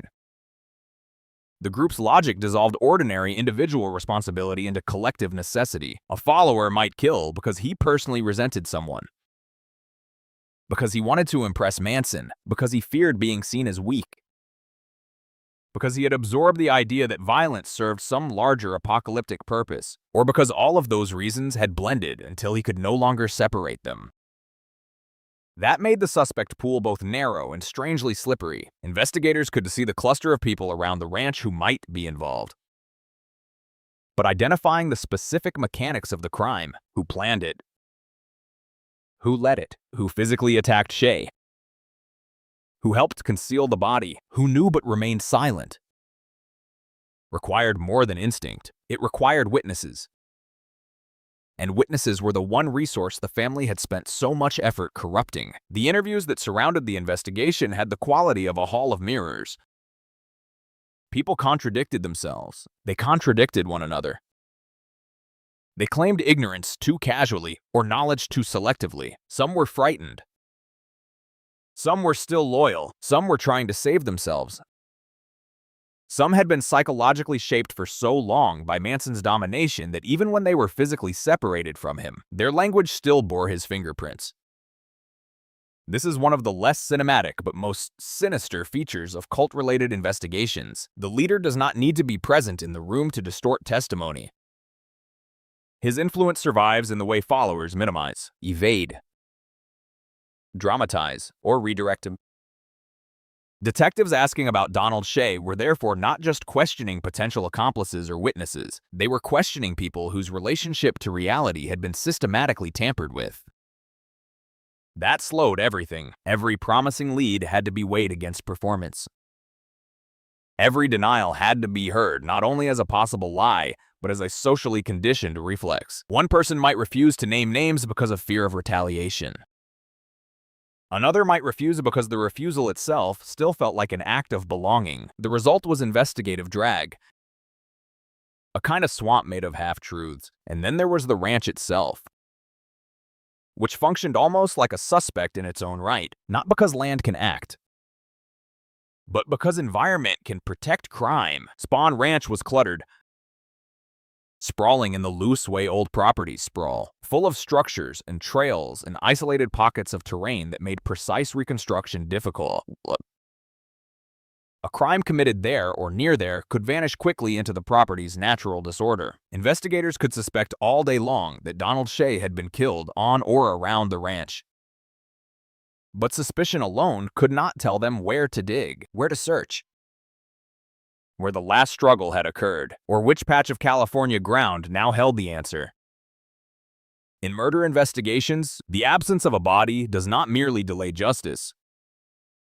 It distorts the shape of every subsequent step. Without a body, suspects can imply the victim fled. Without a body, timelines remain soft around the edges. Without a body, even obvious lies do not always collapse. The dead end in Shea's case was formed partly by that brutal absence.